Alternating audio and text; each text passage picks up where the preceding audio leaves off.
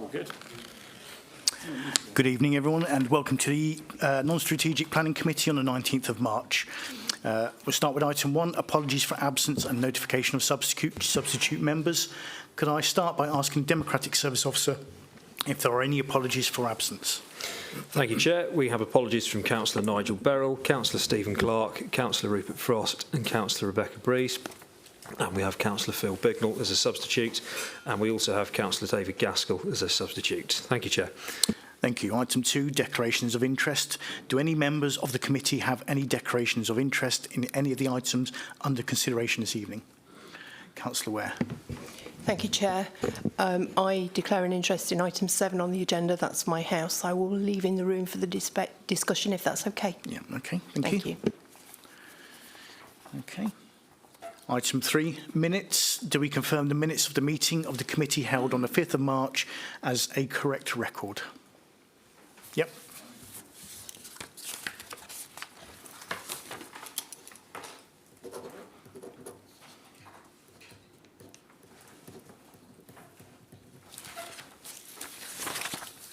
There we go. Item 4, Chair's announcements. Members of the public are permitted to film, broadcast and report on the meeting, subject to the efficient running of the meeting not being affected. Only those people who have registered in line with the committee's speaking procedure may address the committee. Members of the public are requested not to call out during the committee's discussions on any item. Anybody who repeatedly disrupts the meeting may be asked to leave.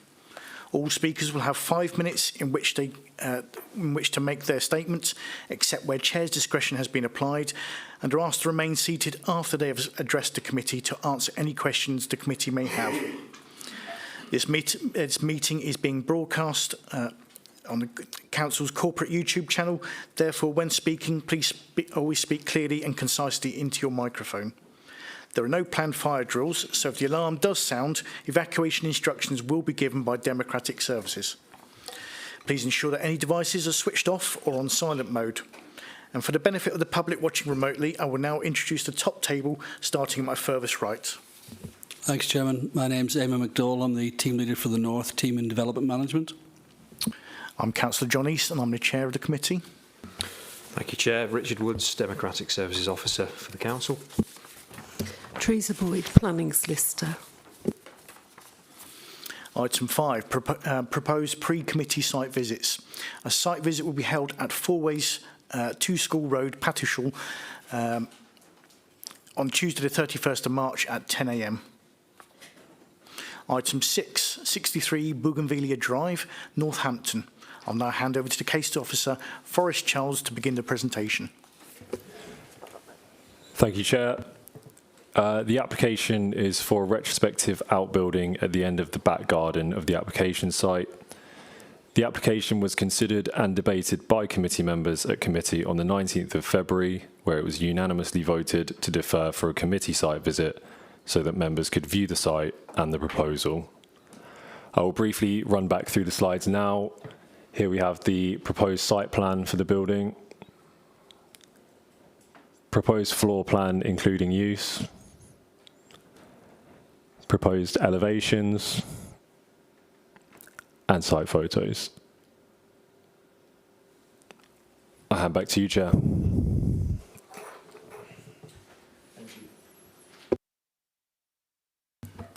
Thank you. Are there any questions from the committee? Okay, we'll now move to public speaking in the following order. Councillor Stephen Hibbett, who's the local ward member.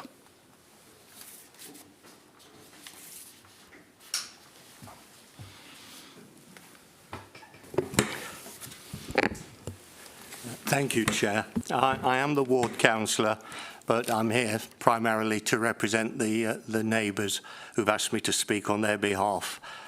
Lauren Pavley at 61. Some of you would have met her on Tuesday at the site visit, but she has a prior family commitment. It's her daughter's birthday. Some things are more important than planning application. Three members attended the site visit, which Lauren welcomed, as it allowed the relationship between this structure and the adjoining property to be fully understood in context. The submitted photographs and detailed use log that she sent in are intended to assist all members in that same understanding by documenting the real lived impacts experienced from within her home and garden. Despite requests, we're still not sure you've all had access to that log and photographs. These are important because the officer's assessment relies heavily on general assumptions, typical domestic use, comparisons with permitted development, despite acknowledging there is no fallback position. It does not fully reflect the actual evidenced impacts arising from this special relationship at this proximity within these shallow garden plots. In terms of scale and dominance, this is not a typical outbuilding. It's 7.6 metres long, positioned just 30 centimetres from the boundary and around only 5 metres from Lauren's living room window, sitting on a raised base and extending across the full width of a constrained garden. In reality, it presents as a continuous elevated wall of built form with large windows in front of her principal living room, creating a strong and permanent sense of enclosure and materially altering the outlook. At this close proximity, even with privacy film, it results in a sense of overlooking and reduces the ability to enjoy normal privacy. Members who attended the site visit will have experienced the dominance. It is not subtle. It is immediate and clearly appreciable, and for those who were unable to attend, Lauren would like to emphasise that the relationship is far tighter and more overbearing than the report suggests. The submitted evidence also demonstrates clear overshadowing across much of her garden during the afternoon, when it would typically receive the most sunlight due to the southwest orientation and close siting of the structure, an impact which is not fully reflected within the assessment. In terms of amenity and use, while the report describes low-intensity activity, the use log and photographs demonstrate repeated and prolonged late-night and early morning occupation, with lighting and disturbance from frequent comings and goings directly alongside Lauren's property wall and experienced within her main living spaces and bedrooms. The elevated windows and both external and internal lighting, even with privacy film, sit above fence level and create a noticeable and intrusive light source at night, affecting her home, including her child's bedroom, particularly given the otherwise dark and quiet rear garden environment. This is not occasional or incidental use. It is regular, evidenced and experienced within Lauren's main living environment, and members will recognise that intensity, timing and proximity of use are material considerations where development sits this close to a neighbour's principal rooms. Taken together, height, length, proximity and use, this results in a development which is clearly dominant and overbearing and causes unacceptable harm to neighbouring amenity. While these concerns are noted in general terms within the report, the submitted photographic evidence and detailed log have not been fully taken into account within the assessment. This is not a marginal judgment, it's a real lived impact on a neighbouring family, and Lauren urges members to give full weight to the submitted evidence and refuse the application to protect residential amenity. I have a couple of paragraphs too from the neighbour on the other side, John and Leslie Easton at 65. They need to correct a statement that was made at the last meeting by the applicant Chris Stobart when he said that they were told about the proposed structure.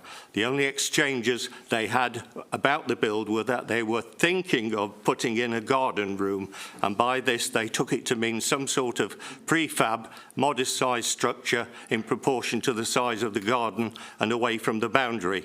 They were never offered sight of the plans or spoken to about the specific dimensions at any point. Please conclude your statements. And when queried the size of the structure with one of the builders, he said it was all allowed.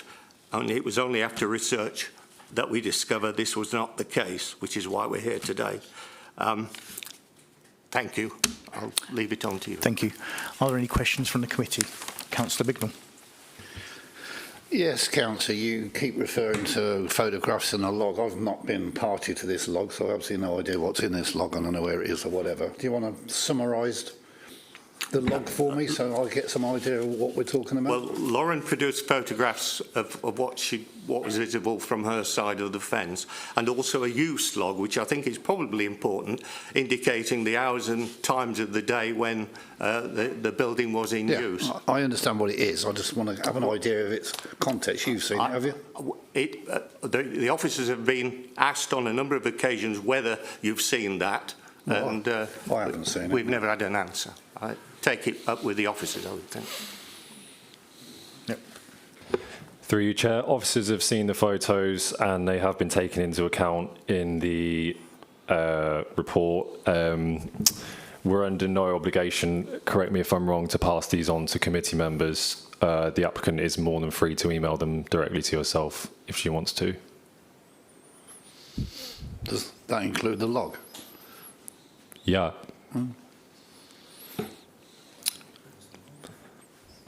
It's just a log. It's a log of photos. Sorry. Wait. It's a log of photos, but it's a log of photos of the site which has been visited by members. But I'm understanding it's a log of usage in terms of times of when it's used, etc., etc. That's what I'm given to believe. Is that Yes, right, Councillor? that's what I'm told, yeah. We have no sight of that, so we've no idea the amount of usage is there, what time of the day it's used, etc. Step in. No. Yeah, again, to you, Chairman. I mean, the application was pretty well debated last time, and the neighbour spoke quite at length in terms of her concerns about the use of the building. It is a building that's associated with the main dwelling.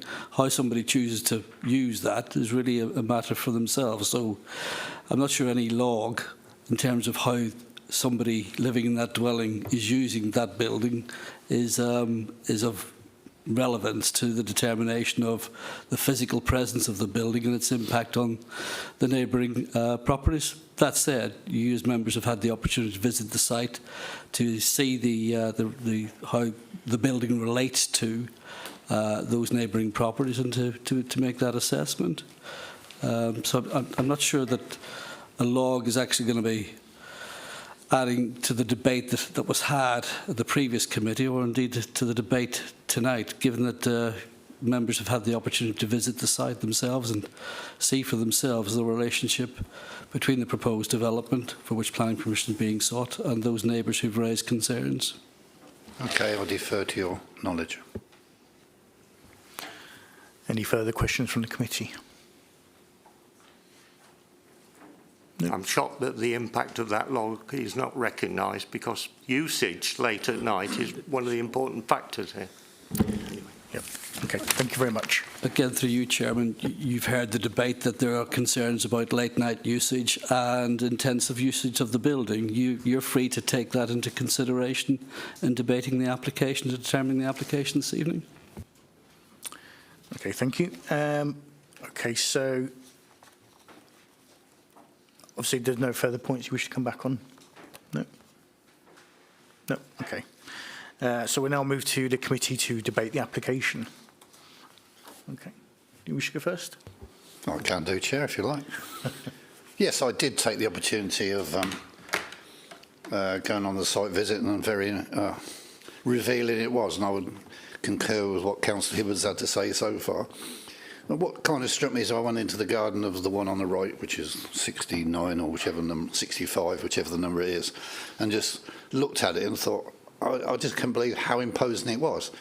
Then I made the daft suggestion and spoke to them and said, well, why don't you have a higher fence? And she said, well, my fence is legal, the building's not legal. And that's it for me, really. They've got a legal fence, which is there. I mean, they could make it higher, they wouldn't see it, but that would be doing it illegally. And should they have to do that to obscure a building which in itself is illegal in terms of its height, stature and imposition? Well, that's been my opening remarks. Thank you.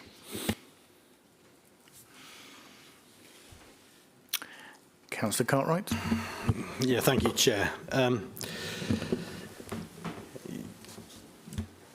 Councillor Bignell is 100% correct, but as you look at those pictures on there now, the difference in height is that brown bit on the top. That's the only bit that wouldn't be, acceptable in a permitted development.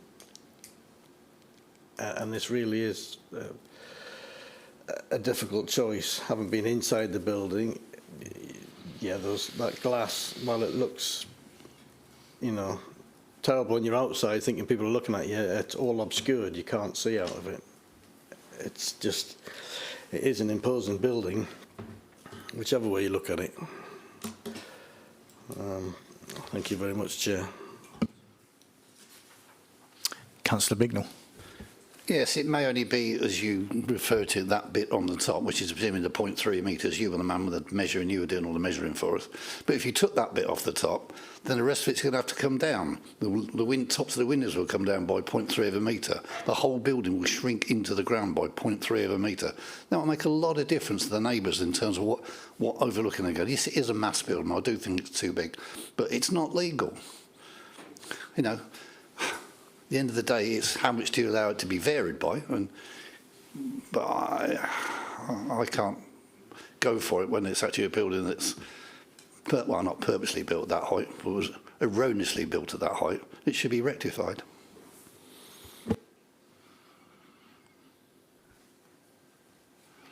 Any further comments from the committee?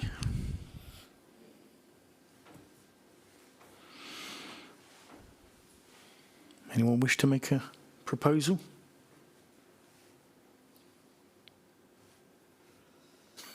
Not for it, no, I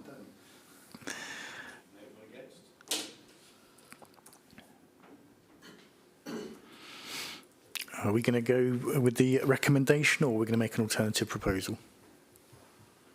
I'm happy to make an alternative proposal, but I'm waiting for Richard to tell us what order we're doing this in and how we do it.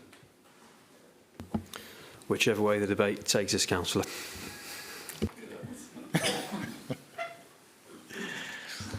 If nobody's prepared to propose that we accept the officer's recommendation, can I propose I have to propose an alternative resolution, don't I? I can't say I'd not accept it. No, I propose that the building is reduced by 0.3 of a metre is actually made legal. That's all right. That's just words, but I'm sure you'll write it a lot different than that. But effectively, I'm looking for it to be. Through you, Chairman, I think you have to decide whether or not the building's accepted on planning grounds rather than voting to make changes to the building. From what I'm hearing of the debate and the concerns raised by neighbours, the concern is that the building is imposing and unduly dominant and detracts from the amenity of adjoining neighbours. If those are grounds that you wish to... But also the fact that it's 0.3 metres above where it should be is part of that imposition. I understand that, but that then needs to be tested at appeal, and the applicant will then have the right of appeal against a refusal. To do that. To seek to try and design something at committee is not the forum for doing so. So I think you need to make a decision whether to go with officer's advice or to reject officer's advice, and to articulate the reasons why you consider the proposal to be unacceptable on planning grounds. I propose we don't accept officer's advice, and for the reasons given of the imposition, massive... Again, I propose that because of its mass siting, imposition, its height, and its effect on the amenity values of the neighbours on either side, I propose we do not accept the officer's recommendation. Is that a proposal acceptable, Richard? Thank you, Chair. I'll defer to officers on policy grounds. I believe that would be PL7 of the Northampton Local Plan Part 2, but I stand to be corrected. That is Q2.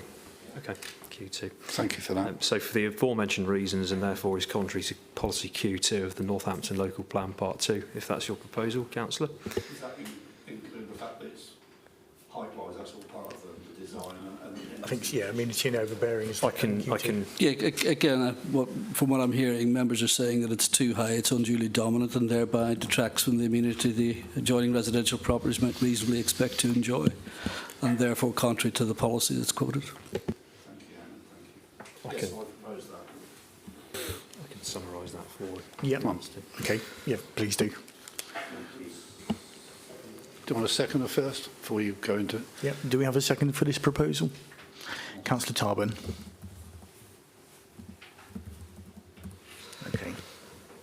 Thank you, Chair. I'll summarise the proposal before we move to the vote to remove any ambiguity. So the proposal is to refuse the application to regularise this development on the grounds that the building is oversized, unduly dominant and gives rise to a negative impact on residential amenity of the neighbouring properties, and is therefore contrary to policy Q2 of the Northampton Local Plan Part 2.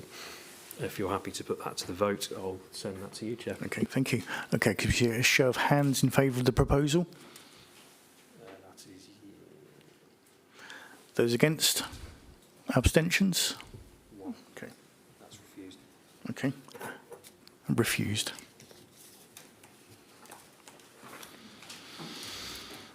We now move on to item 7, which is Hall Court House, 1 High Street, Blisworth. I'll now hand over to the case officer, Amy McDowell, to begin the presentation.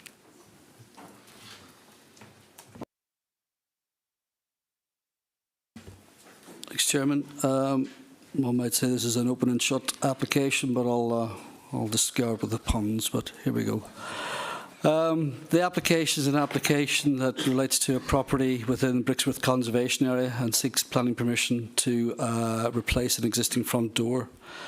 The reason the planning permission is required is that an Article 4 direction was served in conjunction with the conservation area designation to remove permitted development rights on changes to windows and doors, etc., in effect to seek to control and restrict any potential erosion of the character of the conservation area by reason of exercising normal permitted development rights.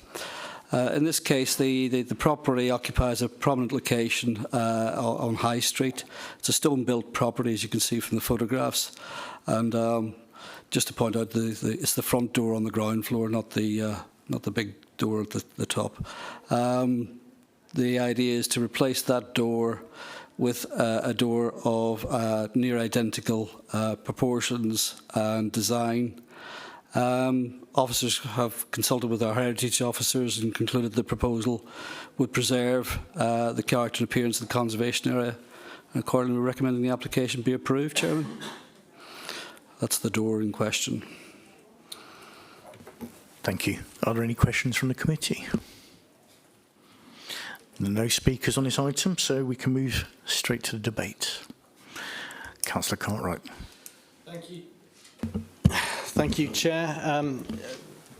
Clearly, this application seems to hit all the prospective planning regulations. There's no objections. There is local support. Clearly, this is only here because the applicant is a West Northampton councillor. So I've seen, unless anybody can persuade me otherwise, I don't see why we shouldn't approve officers' recommendations. Okay, thank you. Any further comments or? In that case, I'll propose that we accept it. Yep. Any seconders on that? Councillor McMurtry, okay. Summarise. Thank you, Chair. If a summary is needed, the proposal is to approve the application in accordance with the case officer's recommendation, subject to the conditions set out in the report. Thank you, Chair. Thank you. Can I see a show of hands in favour? That's unanimous. That's approved. Yeah. Yeah. I'll go. Yeah. Thanks. Cheers.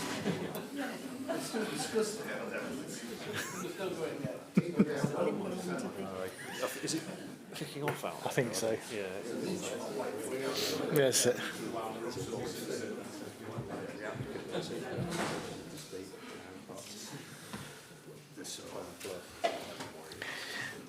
Okay, we now move on to item 8, which is 139 St James Road, Northampton.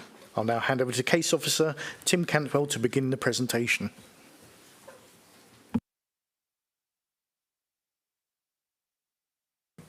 Thank you, Chair. Just before we start, I need to point out there's been a late representation. It was a letter in support of the application.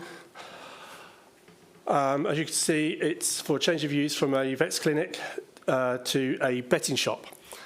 If we could have the first slide, there's the location plan. It's in the St James local centre. The red line marks the building. It's adjacent to quite a large car park, which is shared with the building that is set further back, which is a supermarket, And just at the top of the shot there, you can see St James Church, which is a listed red brick building. There is the building itself, shuttered up at the moment. It's been vacant for over 2 years, next to a pub. And the next photo will show it in context with the car park and the supermarket, which is set back. And then there's a couple more photos taken from Google Maps. That's looking south, and you can see the building there. There's the entrance to the car park on your left. You can just see some residential and retail units opposite. Further down, and there's looking north, and there's the listed church building. And the rest of the St James and local centre is further to the north. So the built environment includes retail, residential, and other uses that you'd expect to find in a local centre. For information, the hours of business will be 9 to 9, Monday to Saturday, and then 9 to 7 p.m. on Sundays. Of the consultations, it was called in by Councillor Keeble because there was considered to be traffic impact which would arise from the comings and goings from the business. No other consultees objected, but there was one letter of objection from a local resident. What I'll now do is go through the main issues as they appear in the report. In terms of the principle of development, sorry, I've missed out a couple of slides there. That's your existing and proposed, which just shows a bit of signage, which was actually subject to a separate application in any case under the advertising consent regulations. In terms of the principle of development, it's entirely appropriate for a betting shop to be located in a local centre. Notwithstanding that, the unit has been vacant for over 2 years and was actively marketed for 9 months before being let as a betting shop. In terms of design and character, in terms of physical appearance, the proposal will bring back into use a shuttered-up unit that doesn't contribute to visual amenity. During the daytime, there will be an active shop front with intervisibility between the inside and the outside. And if you go to the next image, although the signage is different there, that's a typical BG Bet shop, so you can see there's intervisibility. It gives an active frontage. And at night time, it will be protected by perforated shutters, which are the lightweight style, which comply with shopfront guidelines as opposed to the very heavy industrial things that are in place right now. I've already said the signage was subject to a separate application, but at the end of the day, it's relatively modest and externally lit. And in terms of character, the proposal will mean there will only be 2 betting shops in the St James Local Centre out of a total of 63 units altogether. So any claims that the proposal will lead to an over-concentration of betting shops is not really founded. In terms of highway safety and parking, the applicant's supporting statement states that the betting shop will not give rise to greater traffic movements than was the case when the unit was occupied as a vet's clinic. They state that betting shop customers tend to be locally based and walk to the shop, and that business is steady throughout the day rather than coming in peaks and troughs. The the Local Highways Authority, also concluded that there will be no significant impact on the local road network. And regarding parking, for those customers that would drive to the betting shop, there is a shared car park adjacent to the betting shop, which has plenty of capacity. In terms of crime prevention, the designing out crime officer is satisfied with security arrangements, and there is also no evidence to say that betting shops give rise to antisocial behaviour either in this locality or further afield. In terms of flood risk, we all know that St James is at risk of flooding, but this has always been the case and a known hazard for all residents and local businesses, and the proposal would not increase the risk of flooding or displace it to other areas in any case. In terms of heritage, the heritage officer confirmed that the proposal will not impact on the setting of the listed church building to the north. And in terms of environmental health, the applicant will enter into a commercial waste management arrangement, as is the case for most of the units within the local centre. However, they didn't supply any details of how their waste bins, etc., will be stored, so that will be conditioned, details to be conditioned. So to conclude, and I'll speak verbatim from the report, the proposal will bring back into use a building that has been vacant for over 2 years and which could become a blight on local character if allowed to remain vacant for much longer. The new use is considered compatible with local centre uses and will not undermine the overall mix of uses within the local centre. Various planning matters have been assessed, including highway safety and parking, and the proposal is considered acceptable subject to standard conditions and others for construction hours, bin storage details and the shutter details. As such, the application should be approved in line with the principle of sustainable development. Thank you, Chair. Thank you. Are there any questions from the committee? Okay. We'll now move to public speaking. We start with Paul Goodyear, who's the applicant.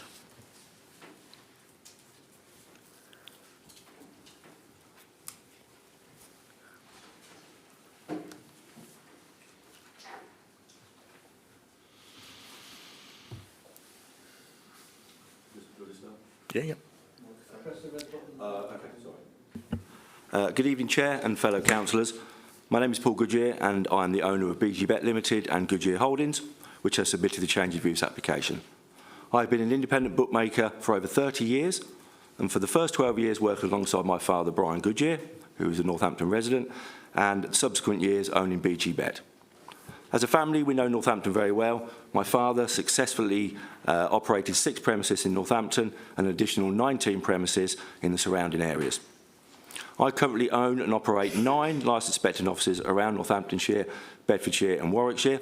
And as a company, we pride ourselves as being a hands-on, family-run business, employing over 35 staff and supporting as many local clubs and organisations as possible. We are fully licensed by the UK Gambling Commission and adhere strictly to their code of practice.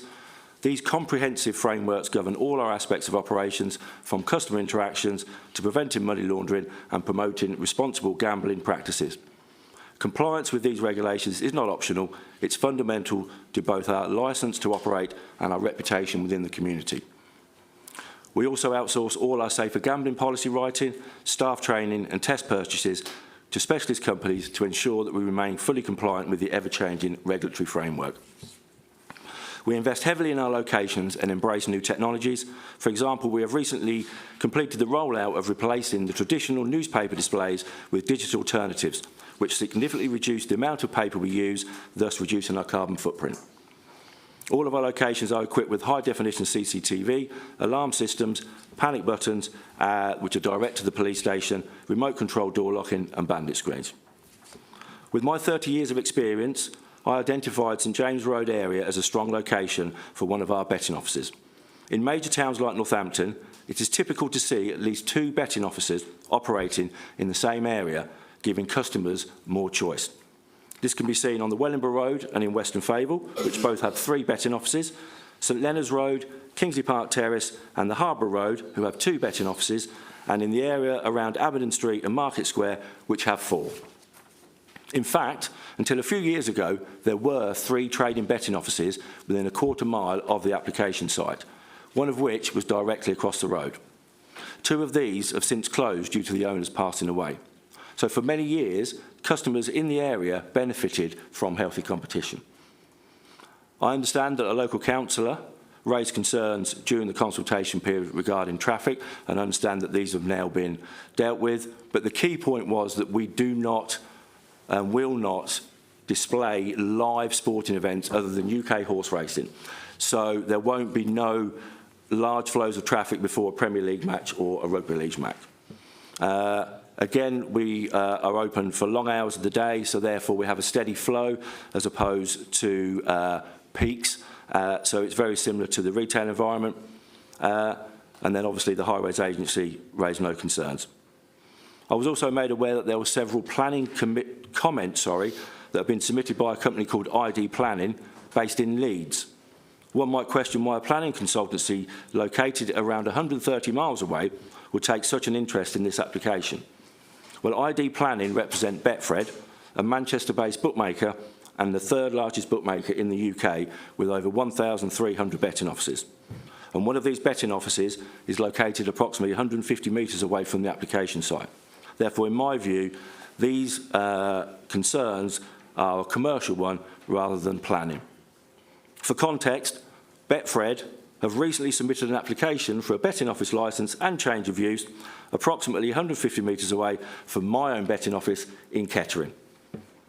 I have not objected to either of these applications, and the reason is very simple. I welcome healthy competition. Competition benefits customers and encourages businesses like mine to continually provide the best service possible. and to confirm that the actual betting office licence was granted in October 2025.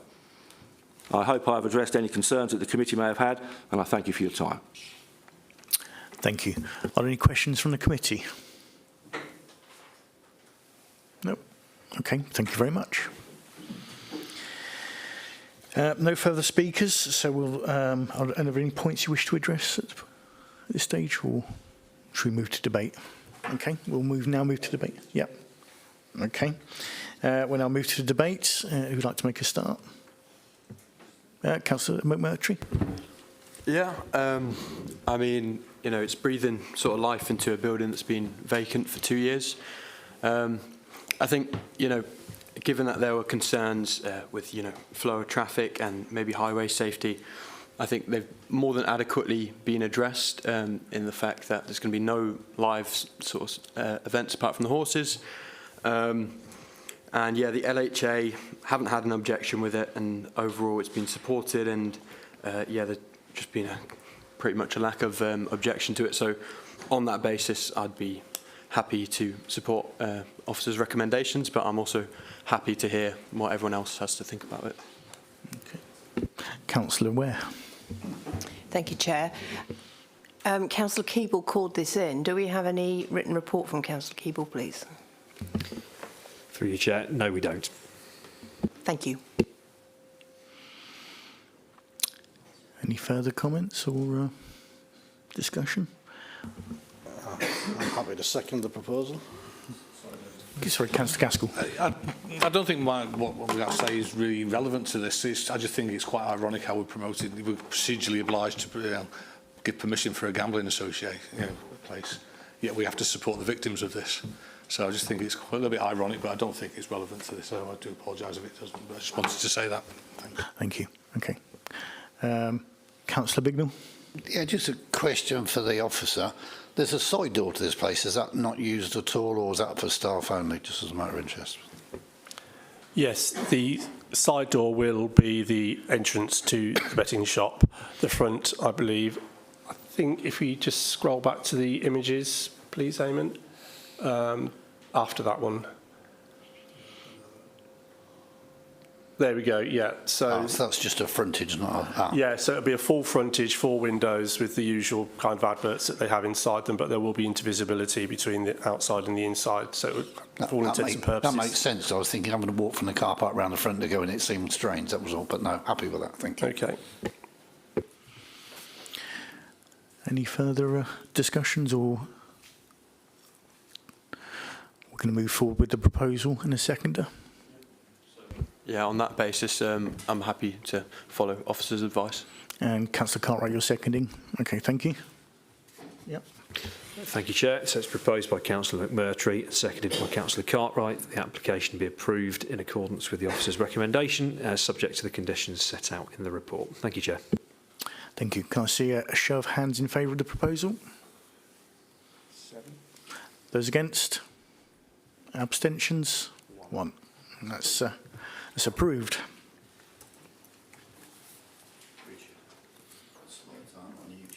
No, it's because that panel's not working, so we're just plugging it. Okay, we now move to item 9, which is the land northeast of High Street, Deanshanger. I'll now hand over to the case officer, Ben Parvin, to begin the presentation. Yes, the box has failed, unfortunately. If all else fails, plug it straight into the television and it normally works.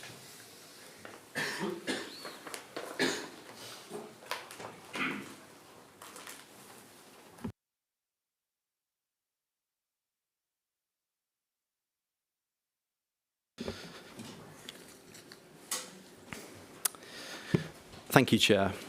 Firstly, I would like to draw members' attention to the committee written updates. The written updates clarify that the consultation section of the executive summary of the committee report should state that consultees have raised no objections. To clarify, no consultees have raised objections to this application, as per the summary of consultation responses contained within section 5 of the main body of the report. Also, a further consultation response has been received from Nature Space in relation to the district licensing scheme, which states that the applicant has now been sent their Nature Space certificate. A completed unilateral undertaking legal agreement has also now been submitted as part of the application, which would secure the contributions set out within the committee reports. An additional representation has also been received, which objects to the application on the grounds of the amount of residential development proposed, parking demand, developer contributions, and the operation of the proposed care home. And that concludes the updates for this application. Next slide, please. So this item is a planning application which seeks planning permission for a proposed care home. This application relates to a site located centrally within the village of Deanshanger to the northeast of High Street, as outlined in red on the site location plan on the slide. The application is before committee this evening, as it is a major planning application due to the amount of floor space which is proposed. Next slide, please. This is an aerial view of the site which highlights the site's surroundings. The site is bordered to the north and west by a public footpath, beyond which is predominantly residential housing. To the east, the site is bordered by Hayes Road, beyond which is further residential housing. To the south, the site is also bordered by neighbouring properties and Hayes Road, with High Street located to the southwest, and open green space and Stratford Road located further south. Access to the site is gained via an existing access off Hayes Road. The site was historically part of the former Elementus Works and is the last piece of land of the former works to be redeveloped. The site is currently an unused piece of land, with it being vegetated throughout, with substantial vegetation located along the site boundaries. Next slide, please. These are two versions of the Deanshanger Conservation Area map. On the left is the full extent of the conservation area, and on the right is a zoomed-in version of that map, zoomed in onto the site itself, so you can see the interaction of the conservation area with the application site. The conservation area covers the historic core of the village, with the more modern development surrounding the conservation area. It should be noted that while the site access is located within the conservation area, the main bulk of the site is located outside of the conservation area, and as such is instead located in the setting of the conservation area. Next slide, please. So moving on to photos of the site. This is a photo of the site access and part of the southern boundary of the site as well. Next slide, please. These are two photos along the western boundary of the site. You can see the footpath that runs along the boundary and some of the neighbouring properties as well. Next slide, please. This is a photo of the northern boundary of the site. Again, that the same footpath runs along, and you can see residential properties again. Next slide, please. This is a photo of the eastern boundary of the site, and you can see Hayes Road there. Next slide, please. And then again, just another picture showing the remainder of the southern section of the site. Next slide, please. And then just moving on to photos within the site. So the photo on the left was taken from the north of the site, looking south towards the access of the site. And then the photo on the right was taken from the east of the site, looking west. Next slide, please. These are just further two photos. Photo on the left was taken from the south of the site, looking north. And then the photo on the right was taken from the west of the site, looking east. Next slide, please. So this application seeks planning permission for the erection of a care home for older people with a total of 66 bedrooms. The proposed care home would feature a range of facilities, including combined living and dining areas, a salon, a clinic, office space, a reception area, along with other facilities. This is the proposed site plan, which shows the outline of the proposed care home building itself. And the site plan also shows that the wider site would predominantly consist of a car park, a formal secured garden, and also informal garden areas. A number of modest outbuildings are also proposed, including a combined electric meter house, a garden store building, a bin store, bike store, PV battery store and a substation. In addition, a pedestrian walkway with tactile crossing points is proposed to link the site to the rest of the village and to Hayes Road. And landscaping is also proposed throughout the site. Next slide, please. These are the proposed floor plans for the care home building itself. So on the left is the ground floor plan, and on the right is the first floor plan. Next slide, please. And then this is the roof plan showing the roof form and the proposed solar panels. Next slide, please. Then these are the elevations of the proposed care home. So at the top is the front elevation, and at the bottom is the rear elevation. Next slide, please. And then these two elevations are the side elevations, so the east side elevation at the top and the west side elevation at the bottom. Next slide, please.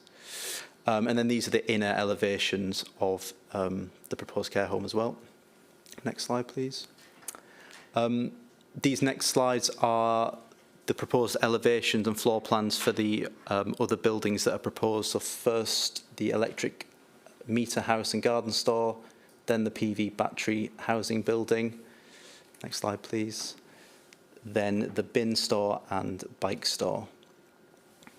Next slide, please. Moving on to views of the proposed the proposed development. This is from the entrance, so it's a visualisation of what the views would look like from the entrance from Hayes Road. Next slide, please. Then again, a bit further back from Stratford Road. Next slide, please.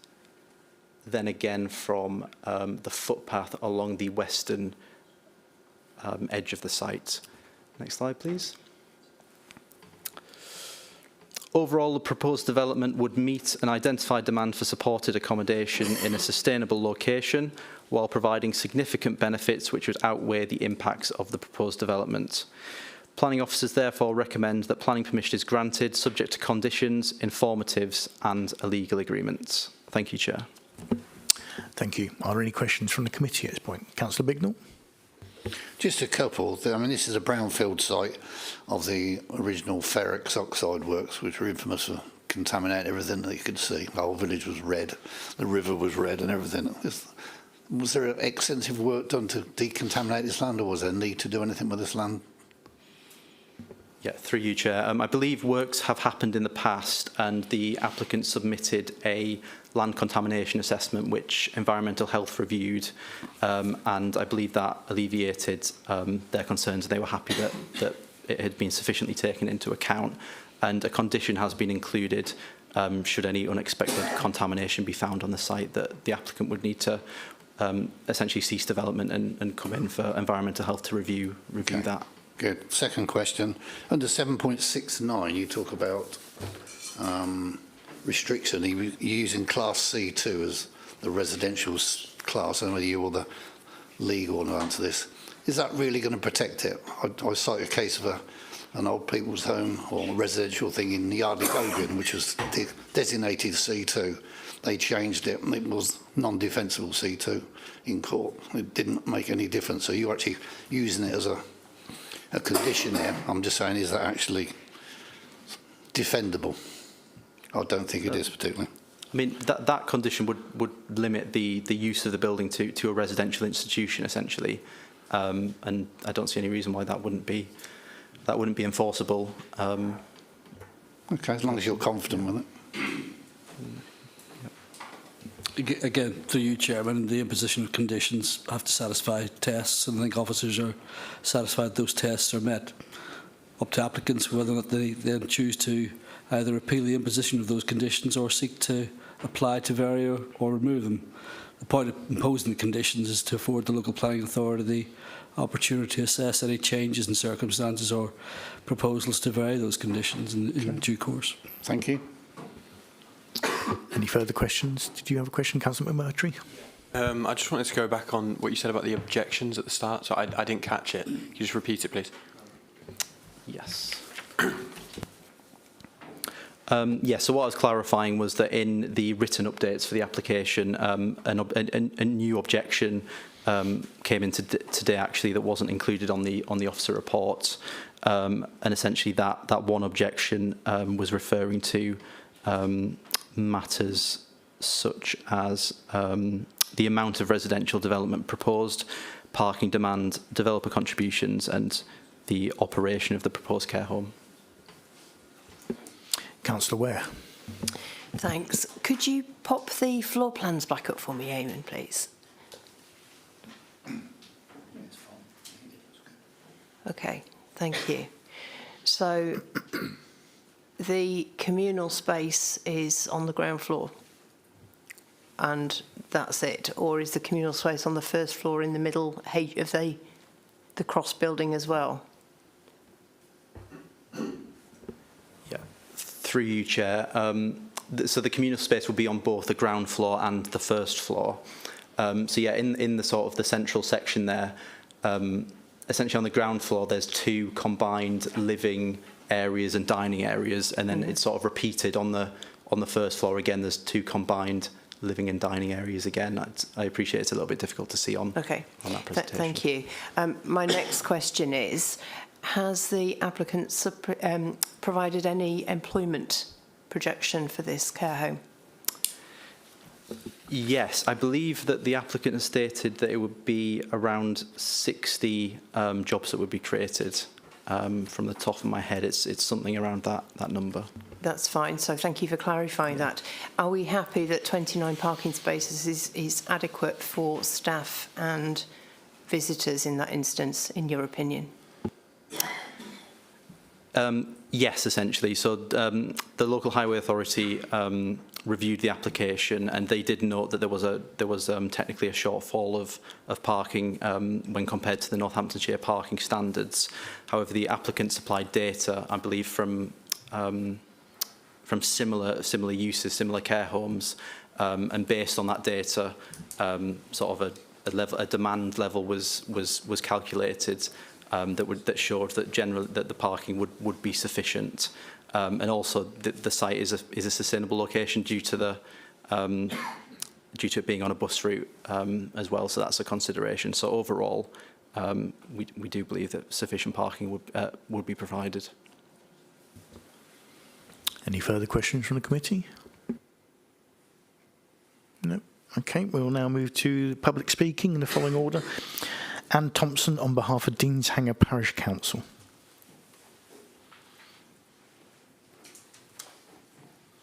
Thank you, Chair. Anne Thompson, I'm Chair of Deanshanger Highways and Planning Committee, and I'm speaking on behalf of the Parish Council. So we welcome this proposal, which is on a brownfield site and it's within the village confines. We recognise the benefits it will bring in meeting local care needs, and we'd want to work with the care provider to promote the job opportunities that we're hoping will come forward. We don't object to the application, but we ask the committee to address the following issues to make sure that the development genuinely supports both future residents, and we do hope the C2 classification keeps it as a care home, and the wider community. Firstly, the biodiversity net gain. The application delivers only 0.85% of the required 10% biodiversity net gain, with the intention that off-site units will be purchased. This means that Deanshanger will take the environmental impact while another area receives the benefit. We strongly believe that biodiversity net gain should be delivered within the parish. There are suitable local sites, and the Parish Council is ready to work with the applicant to identify them. We ask that the biodiversity gain plan includes in-parish delivery rather than exporting the benefit elsewhere. Secondly is around the travel plan and section 106. Our residents travel to Stony Stratford and Milton Keynes for their GP practice and into Milton Keynes for the hospital. We welcome the proposed Section 106 contribution towards increasing GP capacity. It will be needed, but we urge that this contribution is properly secured, monitored, and actually delivered, as our experience is that in the past, when Section 106 has gone to the ICB, the Integrated Care Board, it hasn't actually delivered increased capacity locally. We also, though, need a realistic transport solution. The GP surgery is over 2.5 miles away, not walkable for elderly residents, and there's no direct bus to the GP practice or to the hospital. The X91 bus doesn't go to the GP practice in Stony Stratford or to MK Hospital, and the X6 bus that would go to the GP doesn't come into the village. It goes along the A422 and doesn't come in. The Ability Community minibus that residents have used of late to get to the GP is closing and will be finishing by the end of next month, we are informed. In our response to the application, we suggested a Section 106 contribution to support a limited extension to either the X91 into Stony Stratford, the X6 into Deanshanger at non-peak times, or community transport to get residents over to the GP. This hasn't been taken forward. We asked that the travel plan, which is a condition prior to commencement. It includes a practical costed measure for accessing the GP surgery, and that the committee considers whether a Section 106 contribution could still be made to support one of these bus extensions. Looking at the portal today, I can only see one Section 106 up, which is the 9,000 monitoring. So my understanding is the Section 106 hasn't been finalised, hoping you can consider it. Lastly and quickly, the flooding and drainage issue. Although the site is classified as flood zone 1, this doesn't reflect the reality, and in 2023, WNC, as the lead local flood authority, did have to complete a statutory, the Regulation 19 investigation after 20 plus houses were flooded within 50 metres of this site. Now, we do have a brook, and I think that was the cause of it, but we are very worried in the village about flooding and drainage. So we ask that the vulnerability of this area is fully taken into account when flood mitigation, drainage and future maintenance plans are considered. I know it's a condition, but we really need the detail and we really want that to be robustly monitored. So in conclusion, we're not opposed to the development, and in many ways we welcome it, but we ask that biodiversity net gain is delivered within the parish, that the travel plan comes before the development, and Section 106 package between them provide a realistic way for residents to reach their medical appointments and for robust flood mitigation and drainage to be secured. And we're hoping that the report can be amended as a result of this evening's discussion as necessary. Thank you for your time. Thank you. Are there any questions from the committee? No. Okay. Well, thank you very much. Okay. I now call on Mark Maynard, who's a local resident. That's the next item. Oh, sorry. I looked at the wrong one. Yeah, sorry. Councillor Ian McCord, who's the local ward member. Is he in here? Not here. No. He's on his way, but I don't think he hasn't got there yet. Okay. We now move on to Sam Finley, who's the agent for the applicant.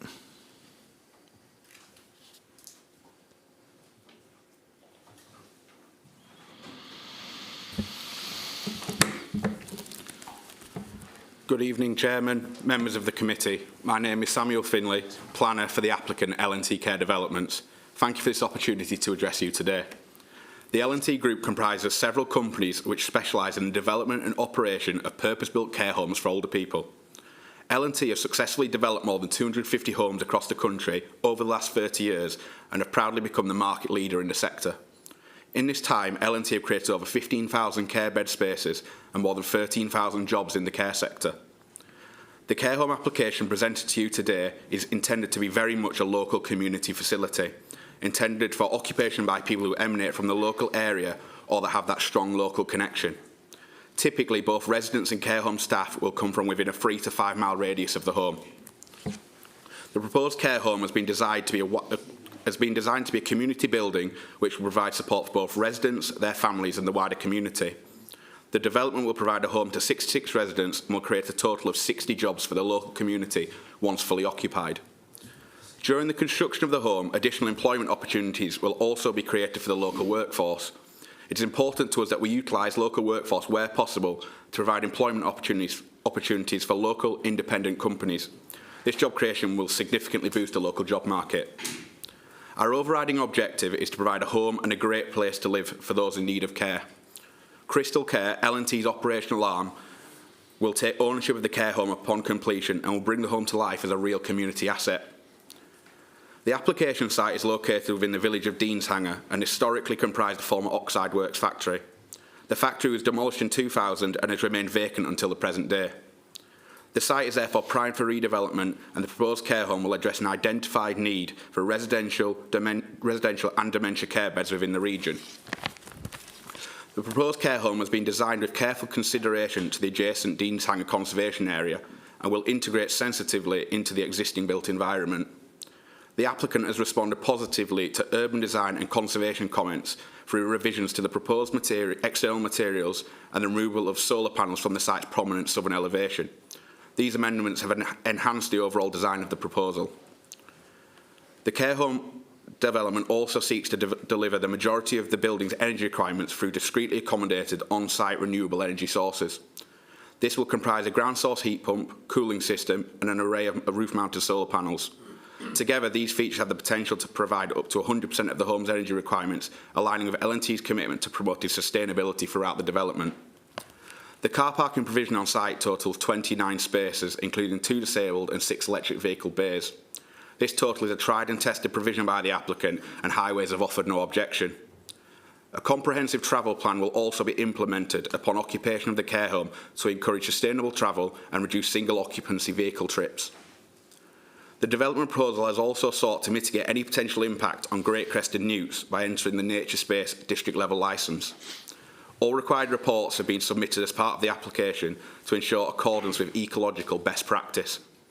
The ecological consultee has subsequently offered no objection to the proposed development. This application is not in any sense speculative, and we are keen to have an immediate presence on site upon the grant of planning permission. The construction of the care home will be carried out by L&T Construction, and it is anticipated it will take no more than 16 months. During this construction period, we will endeavour to minimise any disruption caused to neighbouring properties through the implementation of a comprehensive construction management plan, which will be agreed with the local authority. Overall, our main objective is to provide the best care home possible, providing a home and a great place to live for our residents, which the older people from within the local community very much deserve. Thank you for your attention. Thank you. Are there any questions from the committee? Councillor Bignell. Yes, basically I support this. It's a good venture. The 2 things brought up by Deanshanger Chair was the biodiversity, majority of which you're going to provide by buying in off-site. Have you not explored the local ability to provide it locally? So we've maximised on-site where possible the biodiversity gain that we can achieve, but obviously the site in its current guise is a green field, so given the hard standing, it's been hard to achieve that 10% net gain. As part of our procurement of credits, we will, in the first instance, look to be securing credits from local credit providers. If they're unavailable, then unfortunately we'll have to go further afield. But in the first instance, that would be our objective, to be buying credits that the scheme that we delivered in the local area. There's a kind of a hierarchy, the way it works, and we would look to source locally in the first instance. You would go locally first? Good. Yes. The second thing is, you talked about the bus service. You seem to suggest it's the X91 goes to Toaster and it goes to Milton Keynes, but it doesn't actually serve the local health place, which obviously works hand in hand with this. How are you going to address that? So typically in our care home developments, we generally, given the nature of the use, generally residents have acute mobility issues. They need 24/7 care, hence why they're in the care home. So we, depending on the location, the care home manager upon occupation will look to foster relationships with local GP surgeries whereby they would visit the home and see residents in one go, or alternatively we would transport residents to the GP surgery. Any further questions from the committee? Councillor Gaskell. Thank you, Chair. You answered about the construction management plans, which was one of the questions I was going to ask you about. How long does a construction of this take?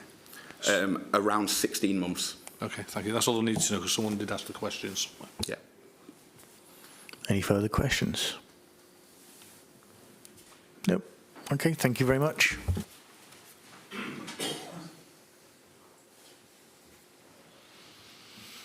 Okay. Are there any points you wish to come back on? No. Okay, thank you. Okay, at this point we'll now move to debate. I'll open the floor up to the committee. Councillor Cartwright. Thank you, Chair. This seems to be well welcomed all round. Just a little curious about the BNG. Is it possible to sort of see what local resources can be put into? And because I understand there's some conflict between the parish councillor's statement and the statement we just heard. So could you clarify that, please? Yeah, through you, Chair. I think the reality is on a development of this nature, given the built form proposed, a development of this nature is always going to struggle to deliver the entire 10% required by the legislation on site. So obviously there is a requirement for them to go off site. I might have to refer to you, Eamon, as to whether we can require the off-site contribution to be within the village.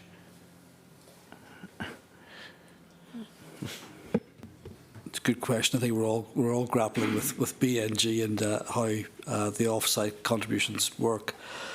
The agent has indicated that there's a hierarchical approach in terms of dealing with the local areas, and I'm sure that if members were minded to allow this application, then they could seek to direct the agents to engage locally with the community in terms of seeking to deliver BNG as locally as possible. But I take the points that the parish council have raised. They're getting all the impact, and sort of BNG has been delivered away from the village. And I think members may want to send a message to the applicants to work with the community in delivering it more locally.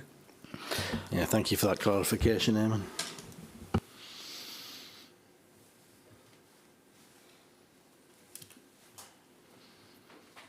Councillor McMurtry. Yeah, I just want to seek clarity because it just on the public pack, it's just saying like all these people have raised objections, but when you look at it, it's comments, and yeah, no, I just want to see if it really is that many people who have raised objections to this, because it's saying that local flood authority, highways, environmental health, ecology, heritage, all these people have raised objections. Yeah, through you, Chair. That was goes back to the point that I was making in terms of the committee. So what I was listening to at the start. Okay, yeah, all right. The committee updates. Yeah, that essentially there should have been. There's 2 letters missing. It should have said no objections. Right. Yeah.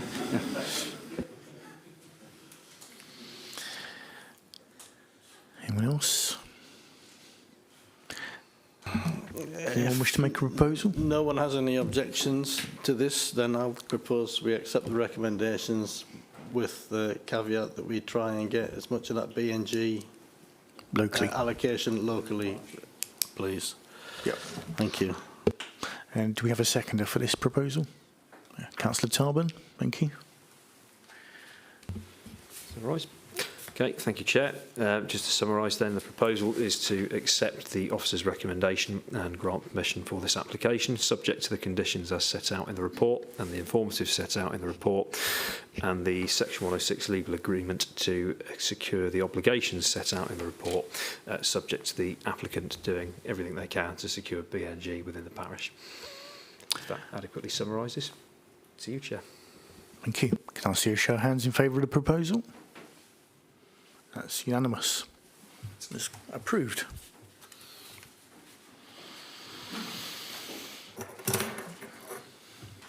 Okay, we now move on to item 10, verge to the south of Northampton Road and opposite Scarf Way, West Haddon. I'll now hand over to the case officer, Nathan Healy, to begin the presentation.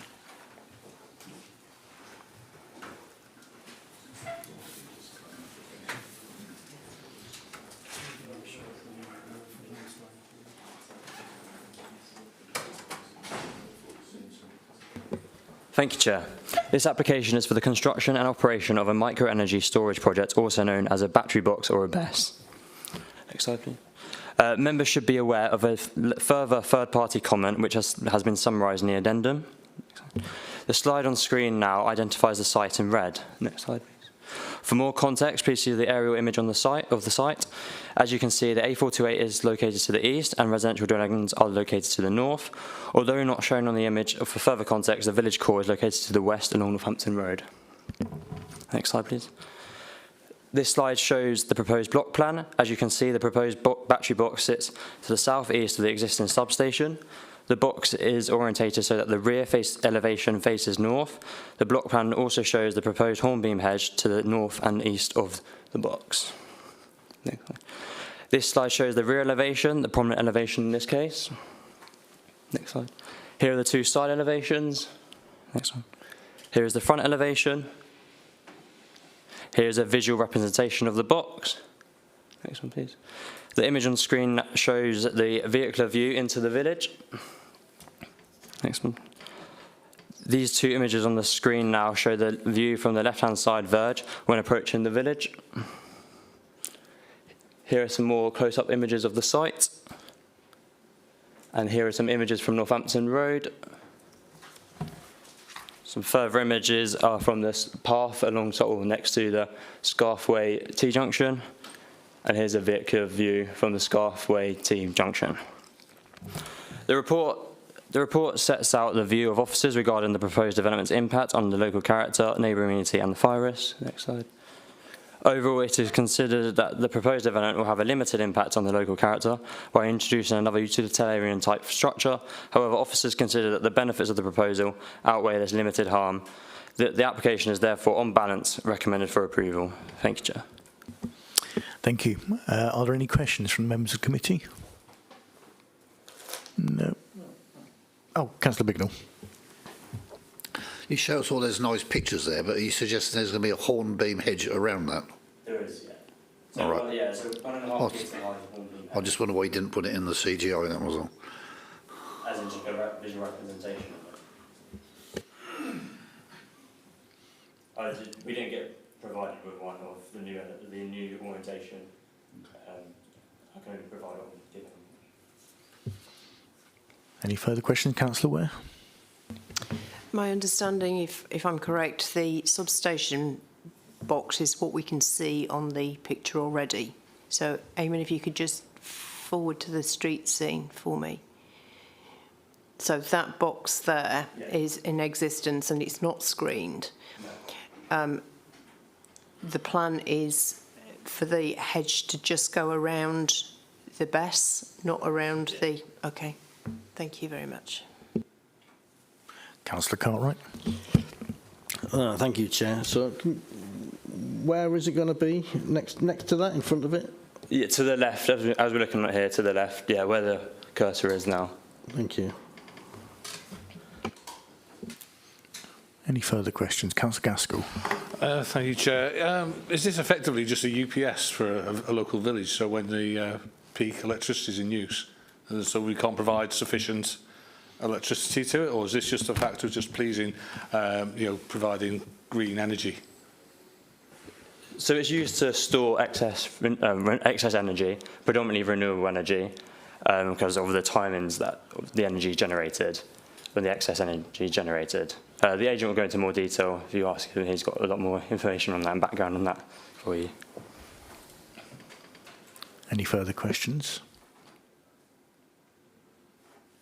No? Okay. We'll now move on to public speaking, starting with James Heaton on behalf of West Haddon Parish Council.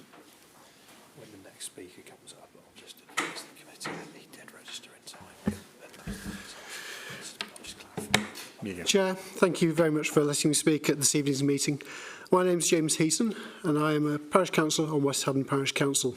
I'm speaking on behalf of the Council tonight. As a council, we do not support this application for various reasons. West Haddon is a village comprising of just over 700 dwellings, and the residents are proud of the history and appearance of the village. It lies in the West Northamptonshire Uplands Environmental Character Area. This is an expansive, elevated landscape of hills and valleys. The varied nature of the landscape character across the uplands is an integral part of its distinctiveness. The area consists of high, rounded hills that drain inwards to a major basin that forms the catchment of the upper reaches of the River Nen. West Haddon occupies an elevated position within this landscape at an approximate height of 170 metres, rising to 185 metres. From its elevated position, there are expansive views giving the area a sense of openness.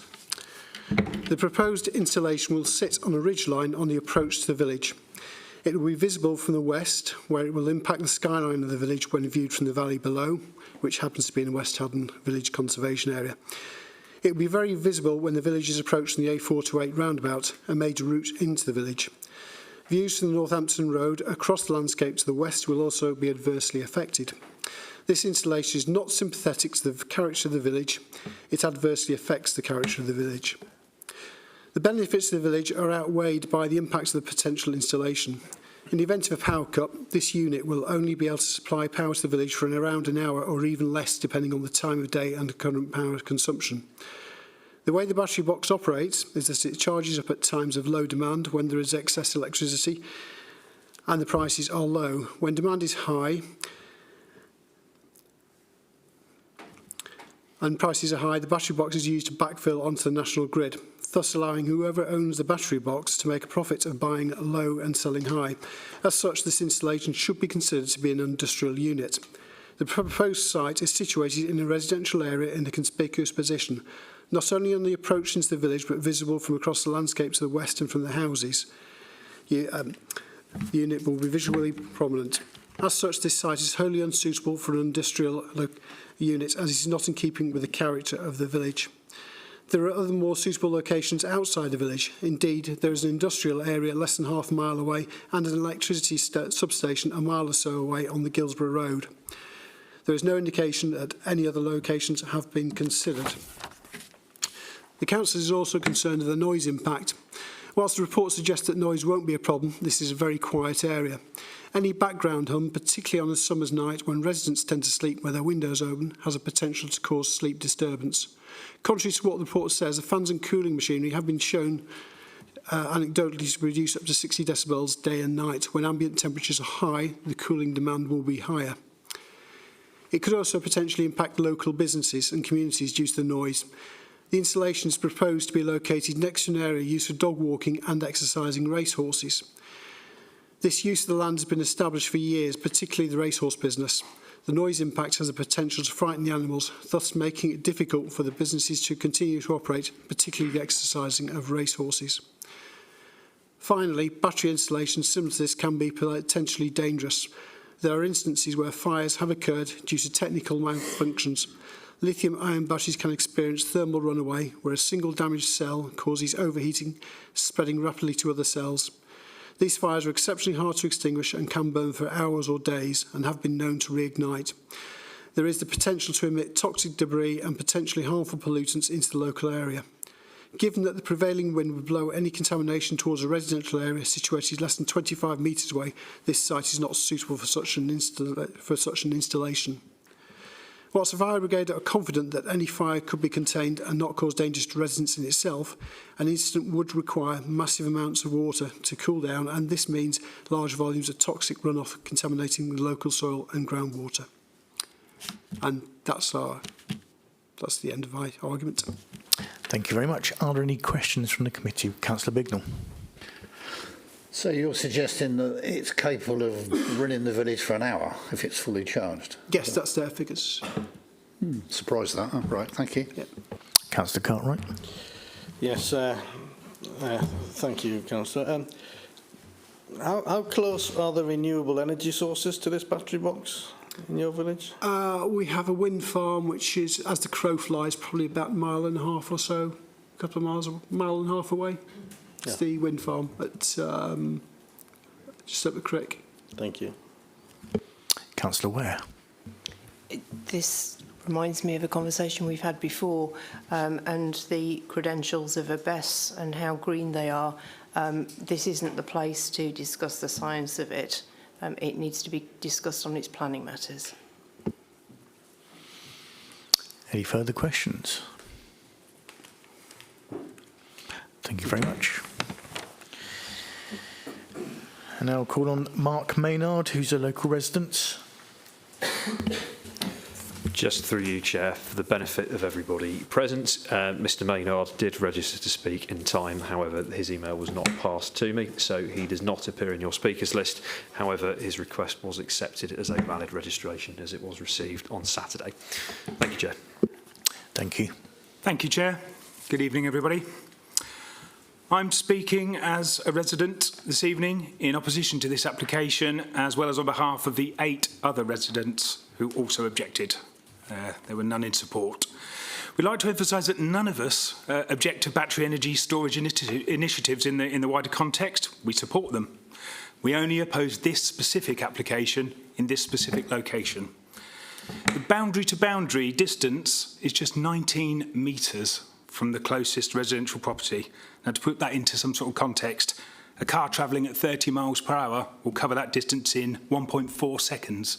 And an Olympic sprinter would do it in just under 2 seconds. Me personally, I can assure you that if I was 19 metres away from one of these and it caught fire, I'd be the Olympic sprinter. Of the other 13 applications in West Northamptonshire, 8 are on industrial estates and the other 5 are in non-residential areas, such as on a retail park. The closest residential property in any of the other applications is more than 40 metres away. The next closest, Welton Road in Daventry, debated last week, is 95 metres, 5 times further. The applicant's covering letter states that battery boxes are ideal for urban and built-up areas. West Haddon Village in this location is neither urban nor built up. We believe that approving an industrial battery box just 19 metres from homes would set a dangerous precedent across West Northamptonshire, and it would directly affect the amenity of the neighbouring homes. It brings me to why distance matters so much. We all agree that battery technology is generally very safe, but fires can happen. And there have already been 2 recorded best fires in the UK from a technology that's only 6 years into widespread deployment and approximately 136 live sites currently in the UK. The fire in Liverpool in 2020 was thankfully on an industrial estate at least 120 metres from the nearest homes. And the fire and rescue service were on site for 59 hours. And their published report confirmed a pressure-driven gas explosion with toxic gases, including hydrogen fluoride and hydrochloric acid, released. Debris from the explosion was found 22 metres away.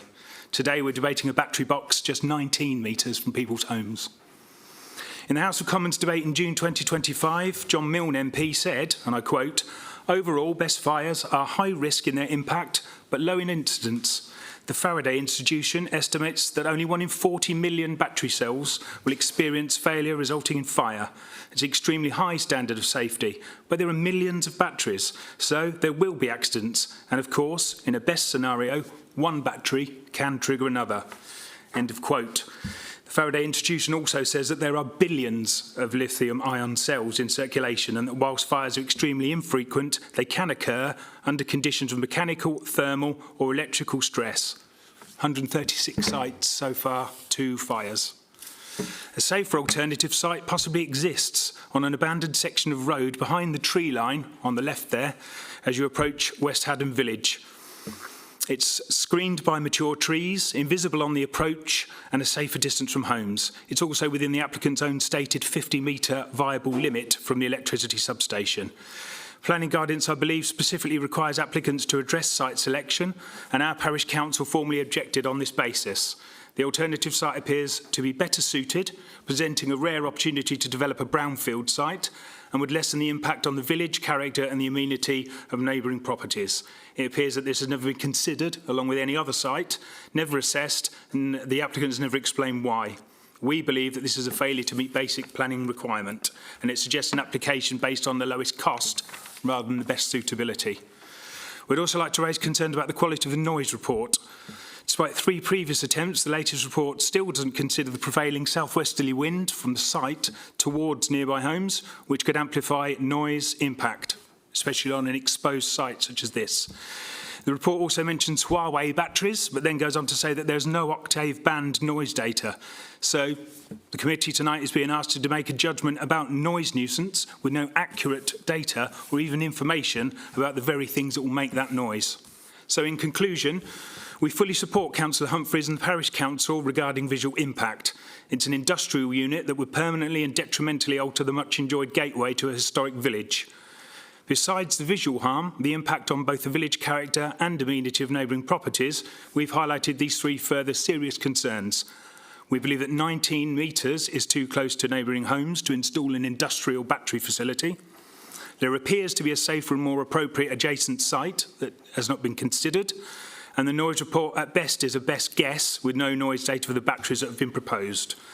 If this location was further away from residential properties, as with all the previous BESS applications in West Northamptonshire, Please conclude your statements. The concerns would be allayed. On every one of these grounds, we respectfully ask the committee to refuse this application and protect our historic community. Thank you. Are there any questions from the committee? No. Okay, thank you very much. I now call on Ben Wallace, who's the agent for the applicants. Oh, sorry. No request was received, but if you want to exercise your Yeah, discretion. no, okay, yeah, sorry.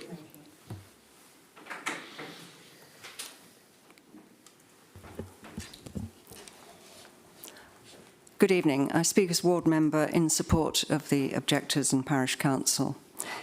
In contrast to the application for a micro-energy storage project in an urban location in Daventry that came to your committee earlier this month, the site here, as you've heard, is a village gateway immediately adjacent to open countryside and a mere 19 metres from a residential area.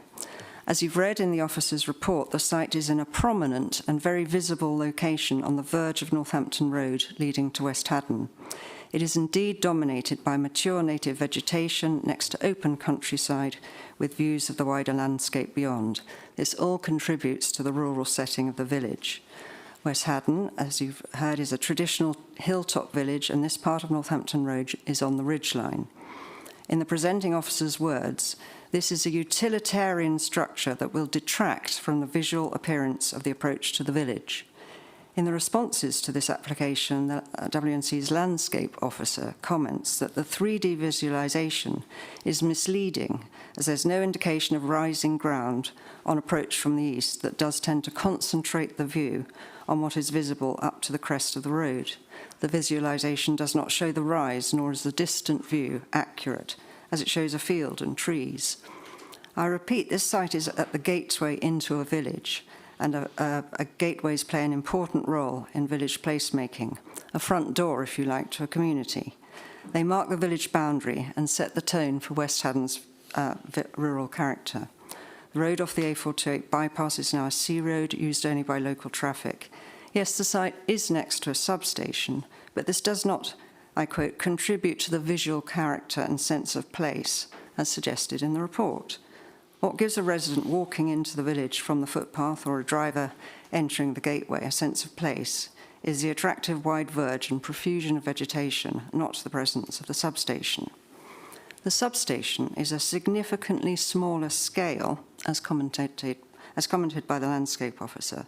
So to add an additional larger, more prominent industrial installation next to it will be a discordant visual intrusion to the rural setting of the site.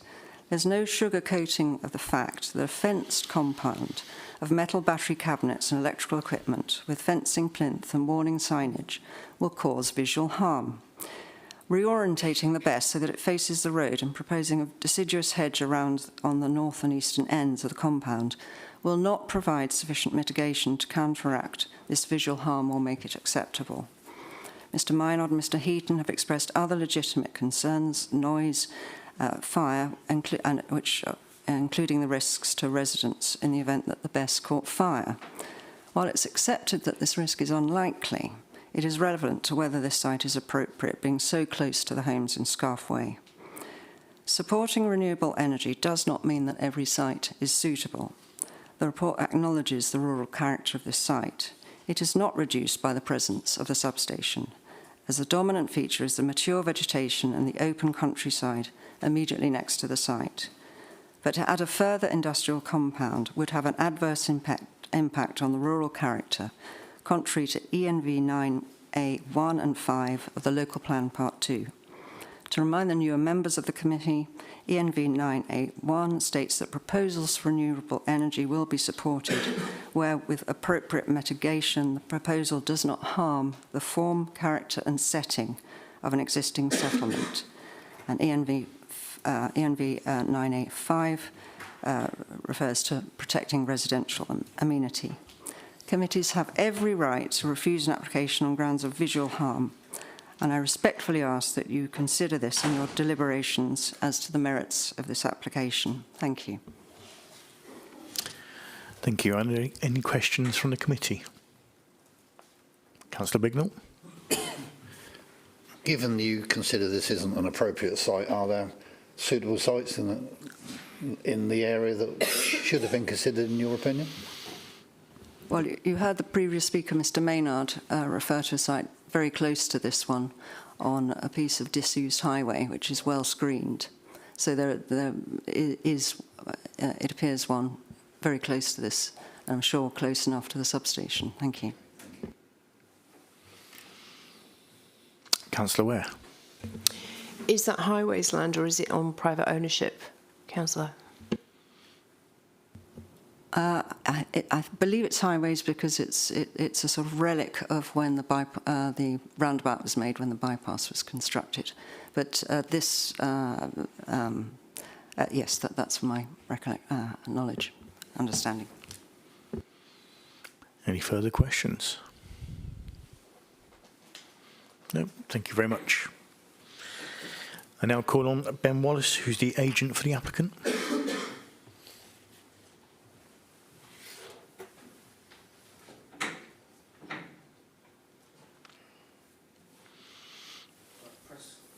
Yep, that's it. Thank you. My name is Ben Wallace. I'm the Development Director at AMP Clean Energy. I will try not to be too repetitive, as I am aware that I was before this committee just 2 weeks ago, but I will today try to focus on 3 elements: the low carbon benefits, the flexibility and cost savings, and obviously the visual impact. After my last speech, the committee further debated that if battery energy storage could be considered a low carbon technology. It is important because it is the fact it is a low carbon technology that is afforded weight in the NPPF. The UK government is clear on this point in its own battery strategy published in 2023, where it states that batteries enable us to decarbonise the energy system in a cost-effective way. Without energy storage, excess renewable energy is often curtailed and wasted, and gas generation fills that gap during peak times. Batteries solve that problem by shifting clean energy to when demand is highest. Each of our battery boxes will save almost 5,000 tonnes of CO2 over their lifetime, and that includes the manufacturing, shipping, installation and decommissioning, so that's a whole life cycle carbon saving. The site is located within an existing flex zone, which means that National Grid has specifically identified this location as needing flexible services to support the network. National Grid has stated that flexibility helps reduce the need for costly reinforcement and expensive generation. Ofgem similarly recognises that smarter, more flexible energy systems can reduce system costs and keep bills lower for consumers. This is never truer than it is today, with rising oil and gas prices as a result of the Middle East war. This means we should better utilise British-born renewable power, and energy storage therefore makes us more resilient, it makes the energy system more secure, and will keep energy bills lower than without them. There is also a clear local benefit. The scheme will connect at low voltage, which means it operates directly in the local network around West Haddon. It will respond instantaneously to changes in demand and supply, helping manage local constraints, supporting voltage stability and improve resilience, particularly during periods of high demand. Finally, turning to the visual impact, which is obviously a key concern from the people we've heard before us. The development is in context. It's alongside an existing substation within a roadside environment where this sort of infrastructure is typically located. Views of the development will primarily be from passing vehicles on a 30-mile-an-hour road. There is no pavement adjacent. There's no pavement. There is perhaps on an angle, but there is no pedestrians crossing the road at this point. The scheme also includes mitigation measures, including the timber boarded fence and landscape planting, which will provide effective screening and help assimilate the development into the surrounding area. Indeed, as you come off the A428, this screening will help screen the existing substation with the timber fence and the hedge. I accept that utility infrastructure is not inherently attractive. However, planning policy does not require development to be invisible, only that its impacts are acceptable and proportionate in context. In this case, the visual impacts is limited, localised and appropriately mitigated. When weighed against the significant benefits of the proposal, supporting decarbonisation, reducing system costs for consumers and improving the resilience of the local network, it is clear that the planning balance falls in favour of the scheme, and I respectfully ask the committee to support the offer's recommendation. I've no doubt you've got some questions. Thank you. Are there any questions from the committee? Councillor McMurtry. Yeah, I'm just wondering, something was mentioned earlier about the fact that it will be on a raised bed, and so I'm wondering like how tall this will be in total, like especially in the context of what it's next to. Like, will it be overbearing and overshadowing that? 2.1 metres is the fence height. I'm just checking, I'm pretty certain it is. And that substation, I suspect, is probably similar to the peak of the roof. Okay. How long till this needs to be replaced? So the project has a 30-year life cycle. The cells inside them will, as with the iPhone, they degrade over time. So we would expect to have to replace the cells in year 16, and then at the end of the term when we take them away. Okay. And is what they were saying earlier about it being 19 metres from the closest dwelling accurate? I will not go into to call them anything other than truth. The reality is these sites can go much closer to residential properties, and we have sites which are closer and operational to residential properties. I mean, I don't want to sort of take over the question, but for noise, for example, this is similar to a domestic fridge if you stood next to them. When we had the acoustician go visit one of our sites, he asked me to turn it on, and it was already on. Okay, thank you. Councillor Ware. Thanks. You remember from a previous meeting that we've had, we talked about the height of the hedge. I note that our environmental officer has suggested that he would also like to see a higher hedge height. Why are the applications not coming through with that higher hedge height? I anticipated this question. That commitment was made prior to the last committee meeting. We can try our best to put them as high as possible. The reality is just maintaining a 2-metre high hedge is just quite onerous, but taking the points, we're more than happy to do that. I noted we couldn't condition it last time, so I'm not sure how we capture it as a condition, but we would definitely support that. My second question for you is you've heard quite a lot about, in principle, there is support for this type of stuff, but the location doesn't seem to meet the local requirements of the villagers. What did you do to investigate alternative sites, and why was the site that the villagers have suggested might be quite useful to consider not considered? Yeah, I mean, for context, we've submitted about 300 planning consents nationally, and we've looked at over 1 million sites. So the number of sites to planning applications is a huge reduction. Part of that is about space, part of it is about proximity to substations, and not all substations are capable of having a battery box near them. So there's a huge destruction in the property pipeline. So we will have certainly looked at other sites in the area, the other substations they've mentioned. As a matter of course, I can't comment on the individual ones that they've obviously mentioned.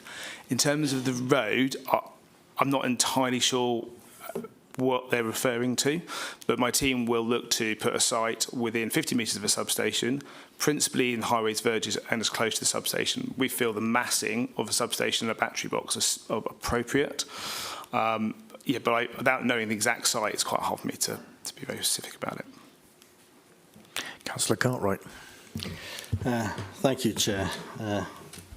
Evening, Mr. Wallace. Evening. Yeah. We had a discussion last time that actually this powers from the grid. Yes. And discharges back to the grid at times. And you mentioned then that only about 3% of the electricity that was in there was this clean energy. I don't think I quoted 3%, Councillor. Didn't you? Okay. Do you know how much it might be? It will vary massively on a day-to-day basis. So on a windy day, it could be 50, 60, 70%. On a non-windy day, it could be none. I mean, the example I gave earlier to a customer was in 2024, there was a day when wind provided 22 gigawatts of power. That's over 50% of the UK's power requirements. 4 days later, it gave 0.2 gigawatts, 100 times less. So the variation in wind is massive, and that's what's driving the need for this technology. Thanks. I wonder if I could indulge in your technical skill. Could you put the picture of the battery box thing back up, please? Yeah. it looks like you got four. Is that an accurate representation? It is, yes. The orientation is actually the wrong way around. That's a generic 3D image. So you got like four compartments. There are effectively 4 separate batteries within that system. So there'll be one battery in each of those units. There'll be there's 5 rows of battery cells in each. So there's 5? Yeah, there's 960 cells across the whole site. So how many? 960 cells. That's the actual cells? The actual battery cells, yeah. Across all 4 units. Okay. Wonderful, thank you. Have these got the sensors in that will relay the data? Yes, they're monitored 24 hours a day. Yeah. They also have a series of automatic shutdowns. So as soon as it recognises if anything's going wrong, it will shut down and it will alert the team. Yeah. That's an interesting point, Mr. Wallace, because that Liverpool one that went off again, that was continuing monitoring, and it was monitored in Denmark and America. And what you got was, it's working, it's working, it's working, it's working. Oh, it stopped working. Switch the video. Nothing, it blew up. So while it may seem that the continuous monitoring is actually serving a purpose, these cells, when they degrade, cause rapid fire, which is basically an explosion. And so it might sound good that you're recording that. So they're ringing from Denmark to say there's an issue here to the fire brigade. Where's the Liverpool fire, which has also been quoted a few times, was a different technology. Just to be clear, it was an NMC battery, which is largely now not used in the industry at all. The LFP batteries, which are used in EV cars, which I don't know if anybody has them, is identical. The cells in the EV car and these are identical. So the technology has moved on since then. The purpose of the continuous monitoring is obviously to let us know there is an alert, but the idea is the system will also automatically shut down in the event of an event. Nothing is risk-free. No. But at 1 in 40 million, that's probably quite similar to a lot of risks that people take in their lives. And I think we've got to be careful that we focus on a risk and not focus on the benefits that this system's going to bring. 100%. But you're putting 1,000 of these cells right away in one location, and you've got 1,000 odd units, 1,300 units of those. So there's a lot more cells that will be put in there, and once we start producing more cells, there will be obviously a more. The planning practice guidance from the government tells us there are no hard and fast rules for this. It advises local authorities consider the impact of developments on the local environment and the views of the local community. And while there's no mandatory minimum distance, the fire chiefs recognise that as burning chunks of metal fly at least 23 metres, that there should be a 25-metre minimum distance from an occupied building.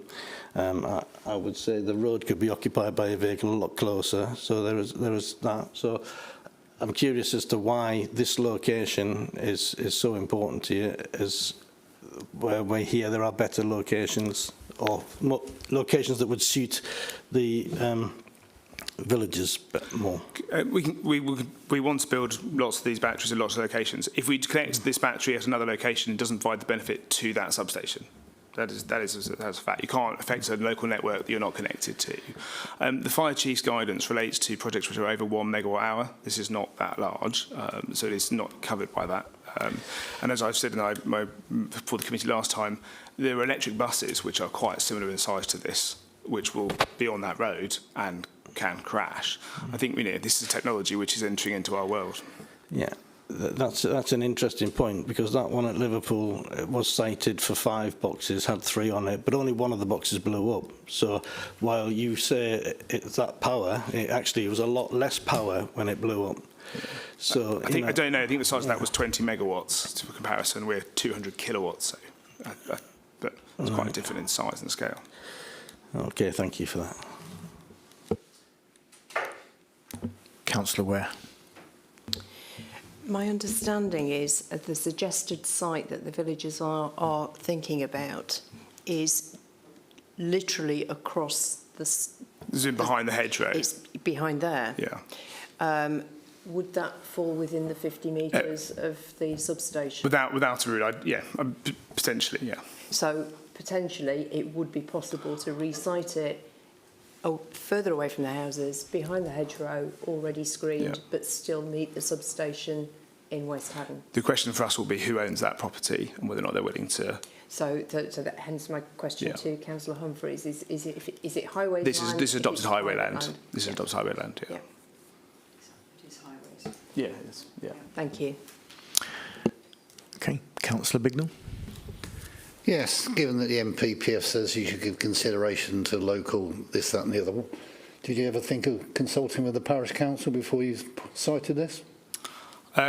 We typically don't. We typically don't need to. We've had very few objections. It's quite rare for me to be full committees, to be frank.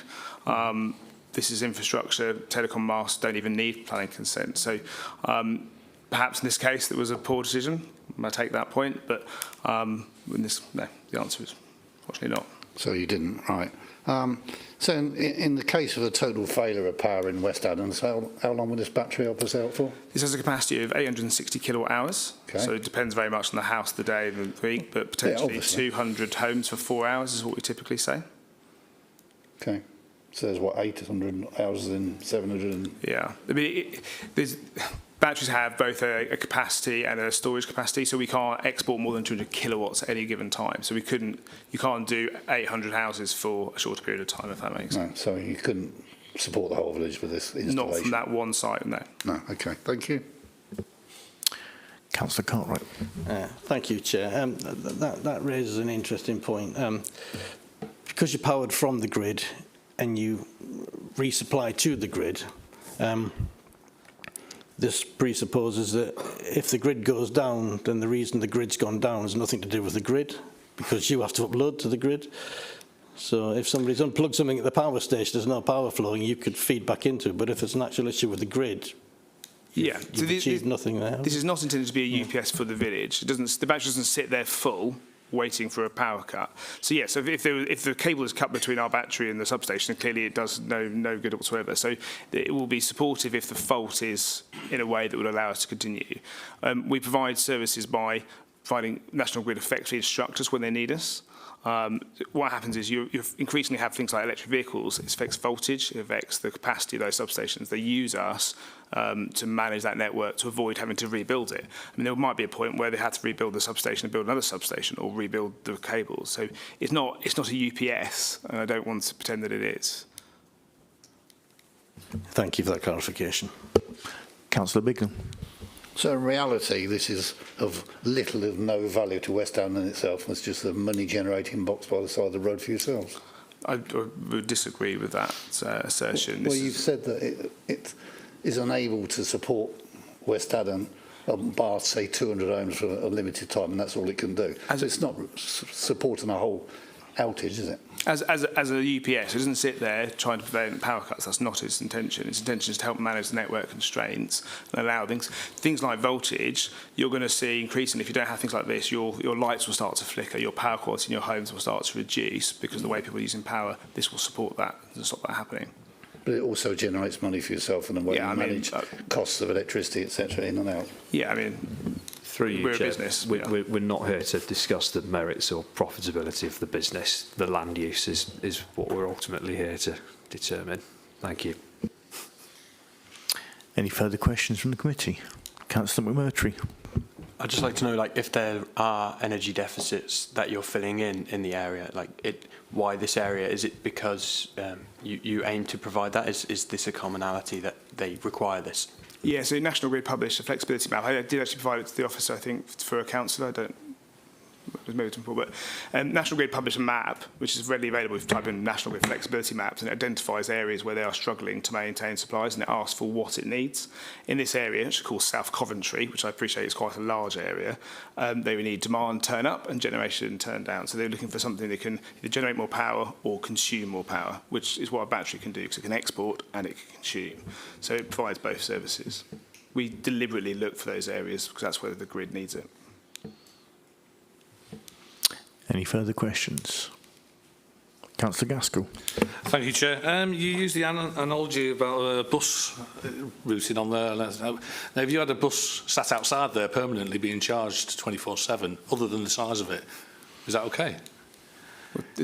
You wouldn't... No, you use the analogy of a bus going backwards and forwards. Just in terms of the risk associated with batteries. So which brings me on to the next one. You said your focus is on risk. Okay, we can reduce that risk by relocating it, surely. You can relocate it, but it won't provide the service to that substation. Okay, thank you. Any more questions? No, thank you very much. Thanks. Are there any points you wish to come back on?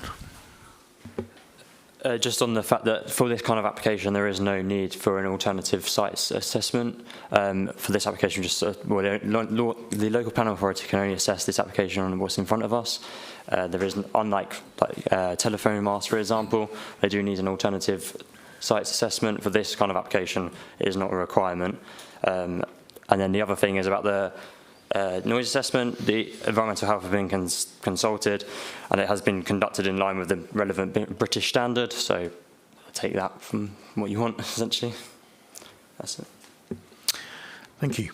Okay, we now move to the committee to debate this item. So who would like to go first? Councillor McMurtry. Yeah, I mean, it's a difficult one on balance, but I still do have concerns with the impact on the local character and just how close it is to houses from a safety standpoint. So, yeah, I'd look forward to hearing what other people have concerns with or are for. Councillor Cartwright. Thank you, Chair. Yeah, I agree that there's no reason this should be any closer than at least 25 metres to a property, especially as there are other sites available that will serve just as well. Thank you. Councillor Ware.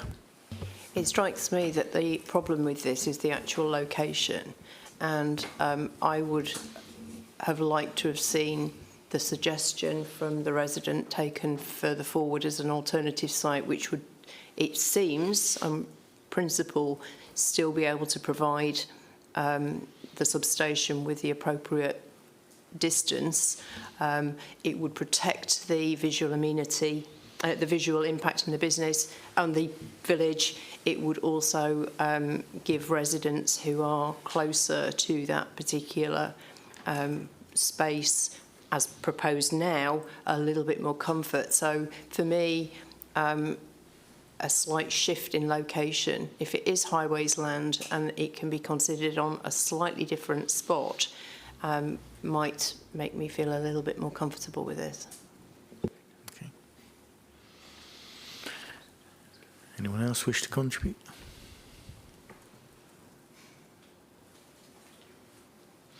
Do we wish to move to a proposal?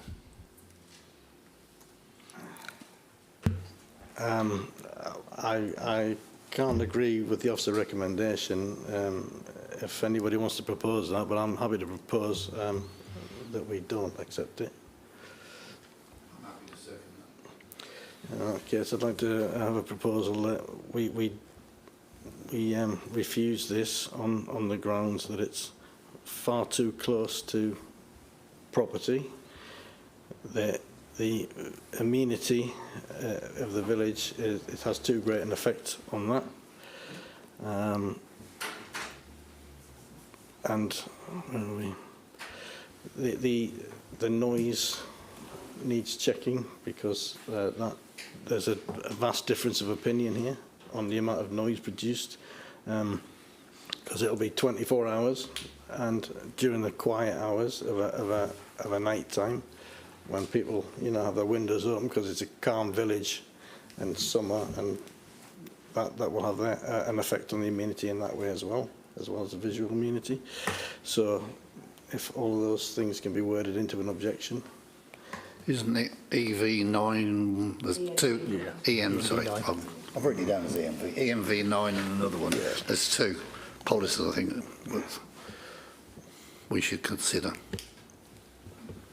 Again, through you, Chairman, I mean, you've heard a lot of information coming before you, some highly technical information, and I would say that you should really avoid refusing an application on technical information where you don't have the evidence to back that up. And the fact remains that the Environmental Health Officer has not raised any objections.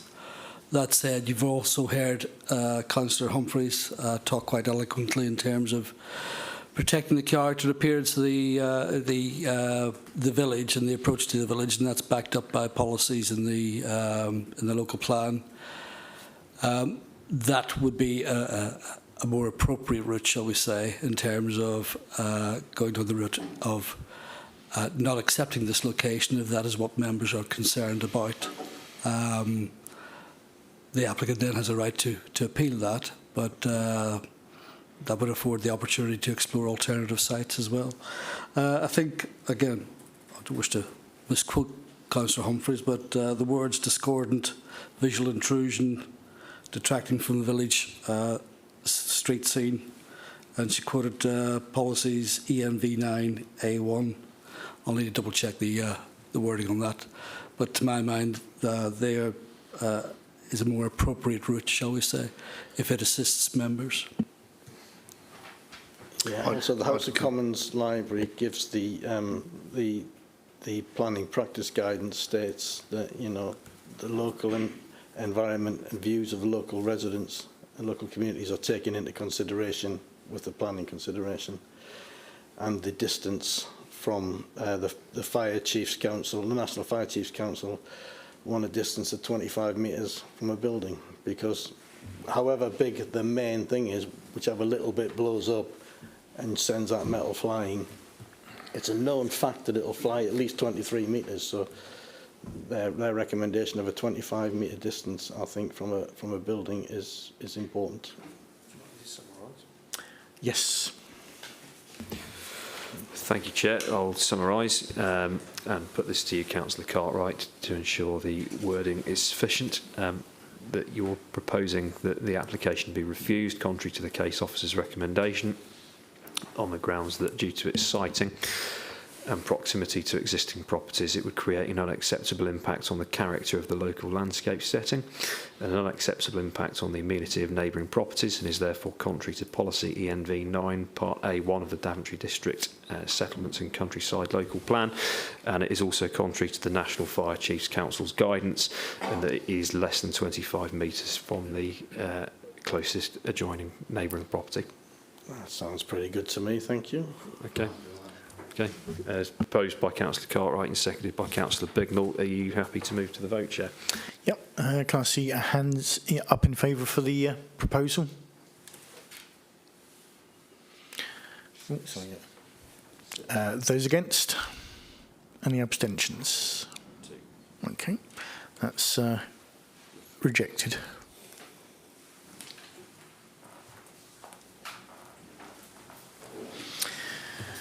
We now move on to item 11, which is units A1, 1 to 5, Fairground Way, Northampton. I'll now hand over to the case officer, Eamon McDowell, to begin the presentation. Just for clarity, Chairman, I'm not the case officer, but I'm here to present the application this evening. That's what it says there. I'll do my best to present the application as accurately as possible.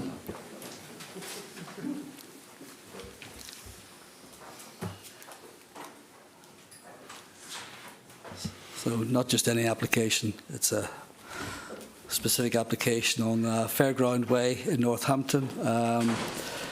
Again, just to give a context, the site sits within a long-established retail park, which contains numerous retail outlets, etc., which have been conditioned in the past to restrict the level of goods being sold from the premises, in order to protect the vitality, viability of nearby town centres, etc., which was a common practice back in the day.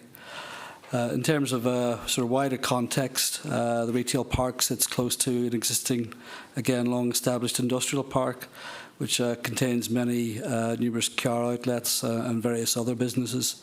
And as you can see from that image, there's residential development to the north.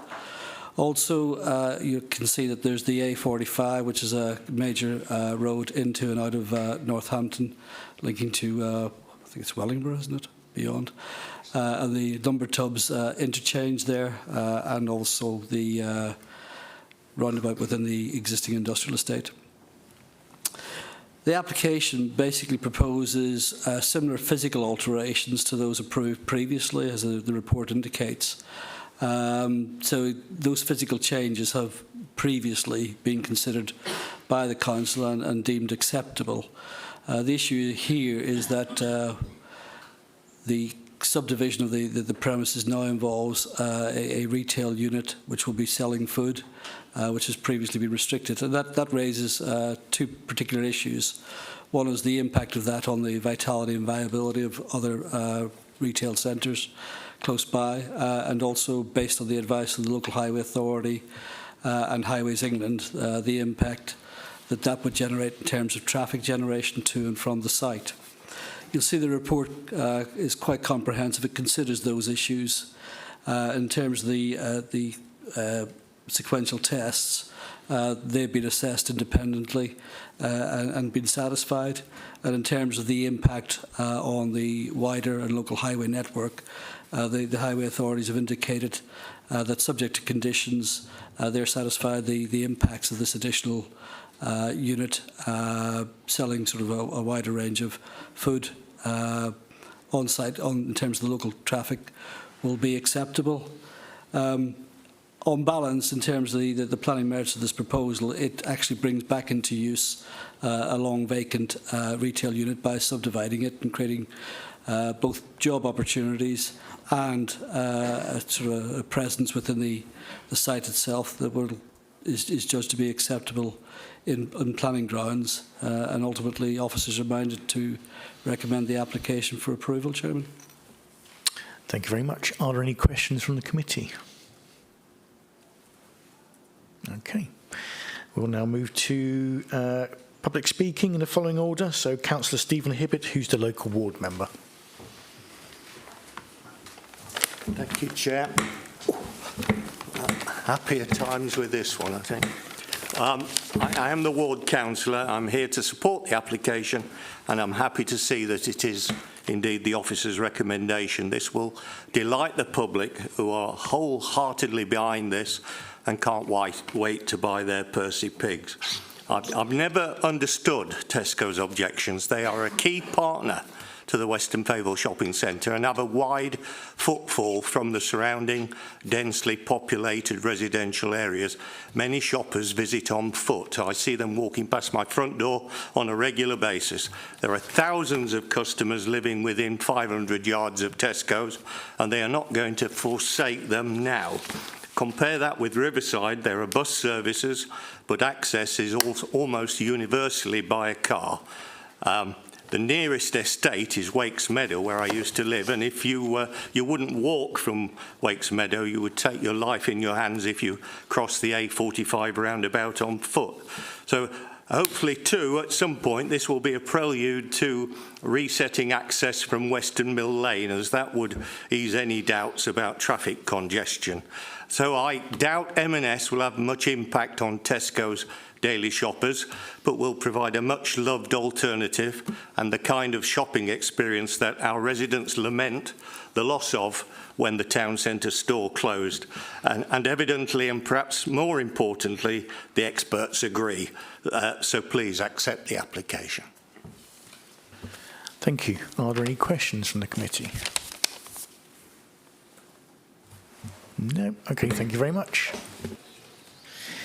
I now ask Philip Marsden on behalf of Marks and Spencers. I'm Craig Lash, I'm going to go first. Oh, okay, yep, no problem. Yeah, that's fine. Good evening, Chair, members of the Planning Committee. My name is Craig Blatchford. I'm Head of Planning at Montague Evans, and we act for the applicants who are the owners of Riverside Retail Park and Marks and Spencers, the proposed occupiers. I'm joined by Phil Marsden, Town Planning Manager at Marks and Spencers. I'll talk to the technical planning matters, and Phil will focus on Marks and Spencers as an operator and what it will mean for Northampton to have an M&S food hall at Riverside. We've been working with your officers and the council's external retail consultants now, Nexus, throughout the 22-month planning application process.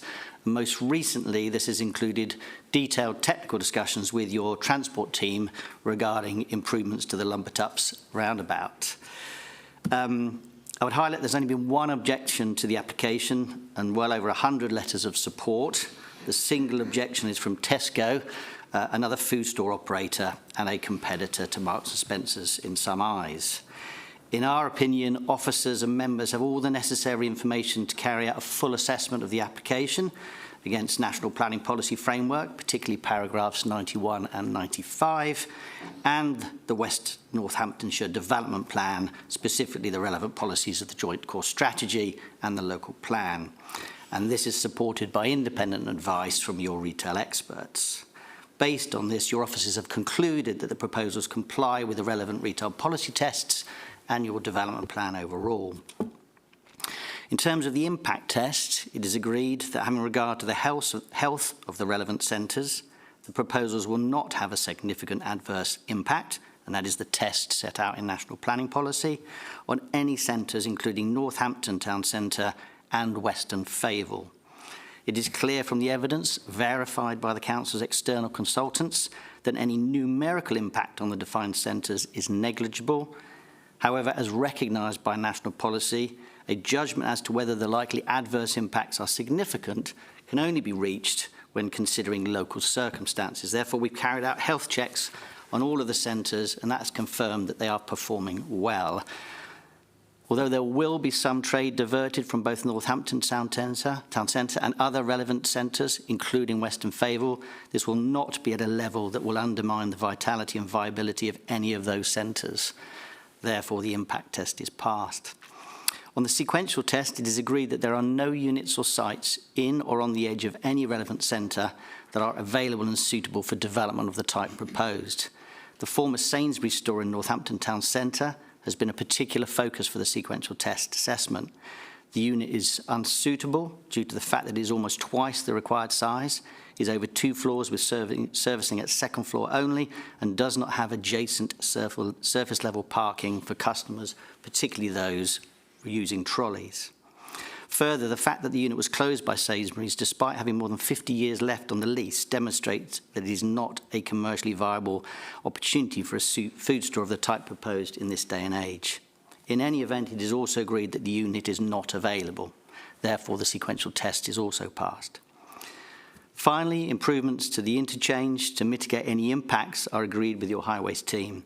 The solution is to introduce an intelligent signal timing system known as Mover to manage queues and signal timings that will benefit the users of Ferris Road as a whole, not just M&S shoppers. Given the age of the existing traffic lights on the other arms of the roundabout, the Council have already identified the need for replacement in the short to medium term.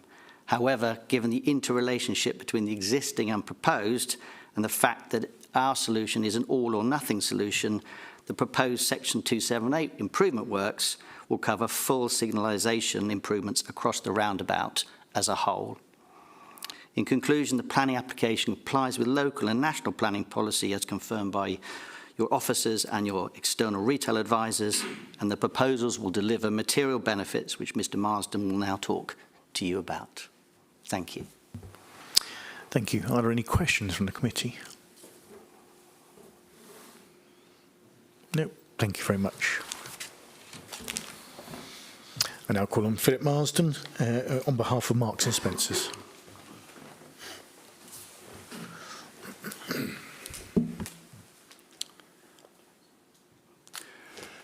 Good evening. My name is Phil Marsden. I'm a town planning manager at Marks & Spencer.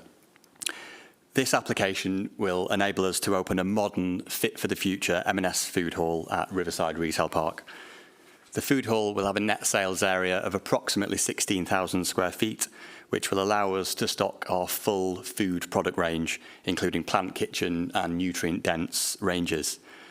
The food hall will include an in-store bakery, our famous cheese barge, and a click and collect point so customers can order items online and then collect them in store. The proposed store will employ up to 70 colleagues, both full and part-time positions.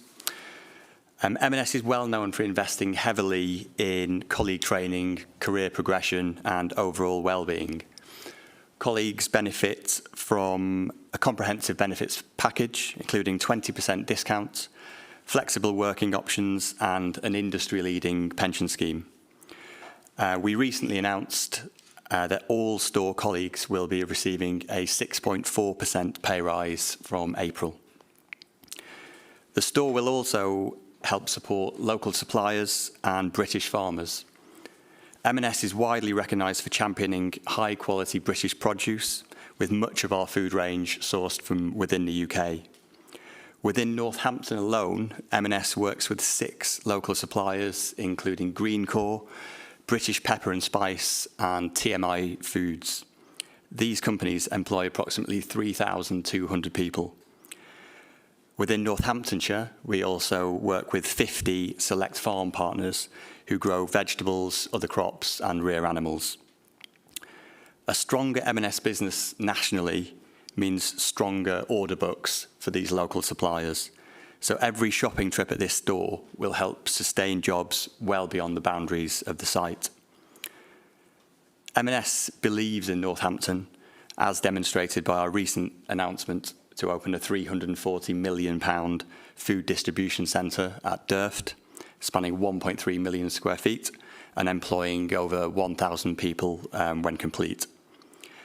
Finally, and importantly, this proposal has received strong local support with over 100 positive comments submitted. Local residents want to see this vacant unit brought back to life. They want a high-quality M&S food hall, and they want the jobs and investment that will follow. I respectfully ask the committee vote to grant planning permission and allow these benefits to be delivered for the local community. Thank you. Thank you. Are there any questions? Councillor Cartwright. Thank you, Chair. You mentioned your staff. How many are you going to employ? It'll be up to 70. So there'll be a range of full and part-time. The exact split isn't known at the moment. Will they all be new staff, or are you bringing some in from elsewhere? So we will offer colleagues from other nearby stores the opportunity to move over, but the fact is that this new store will employ about 70 people. Thank you very much. Councillor Bignell.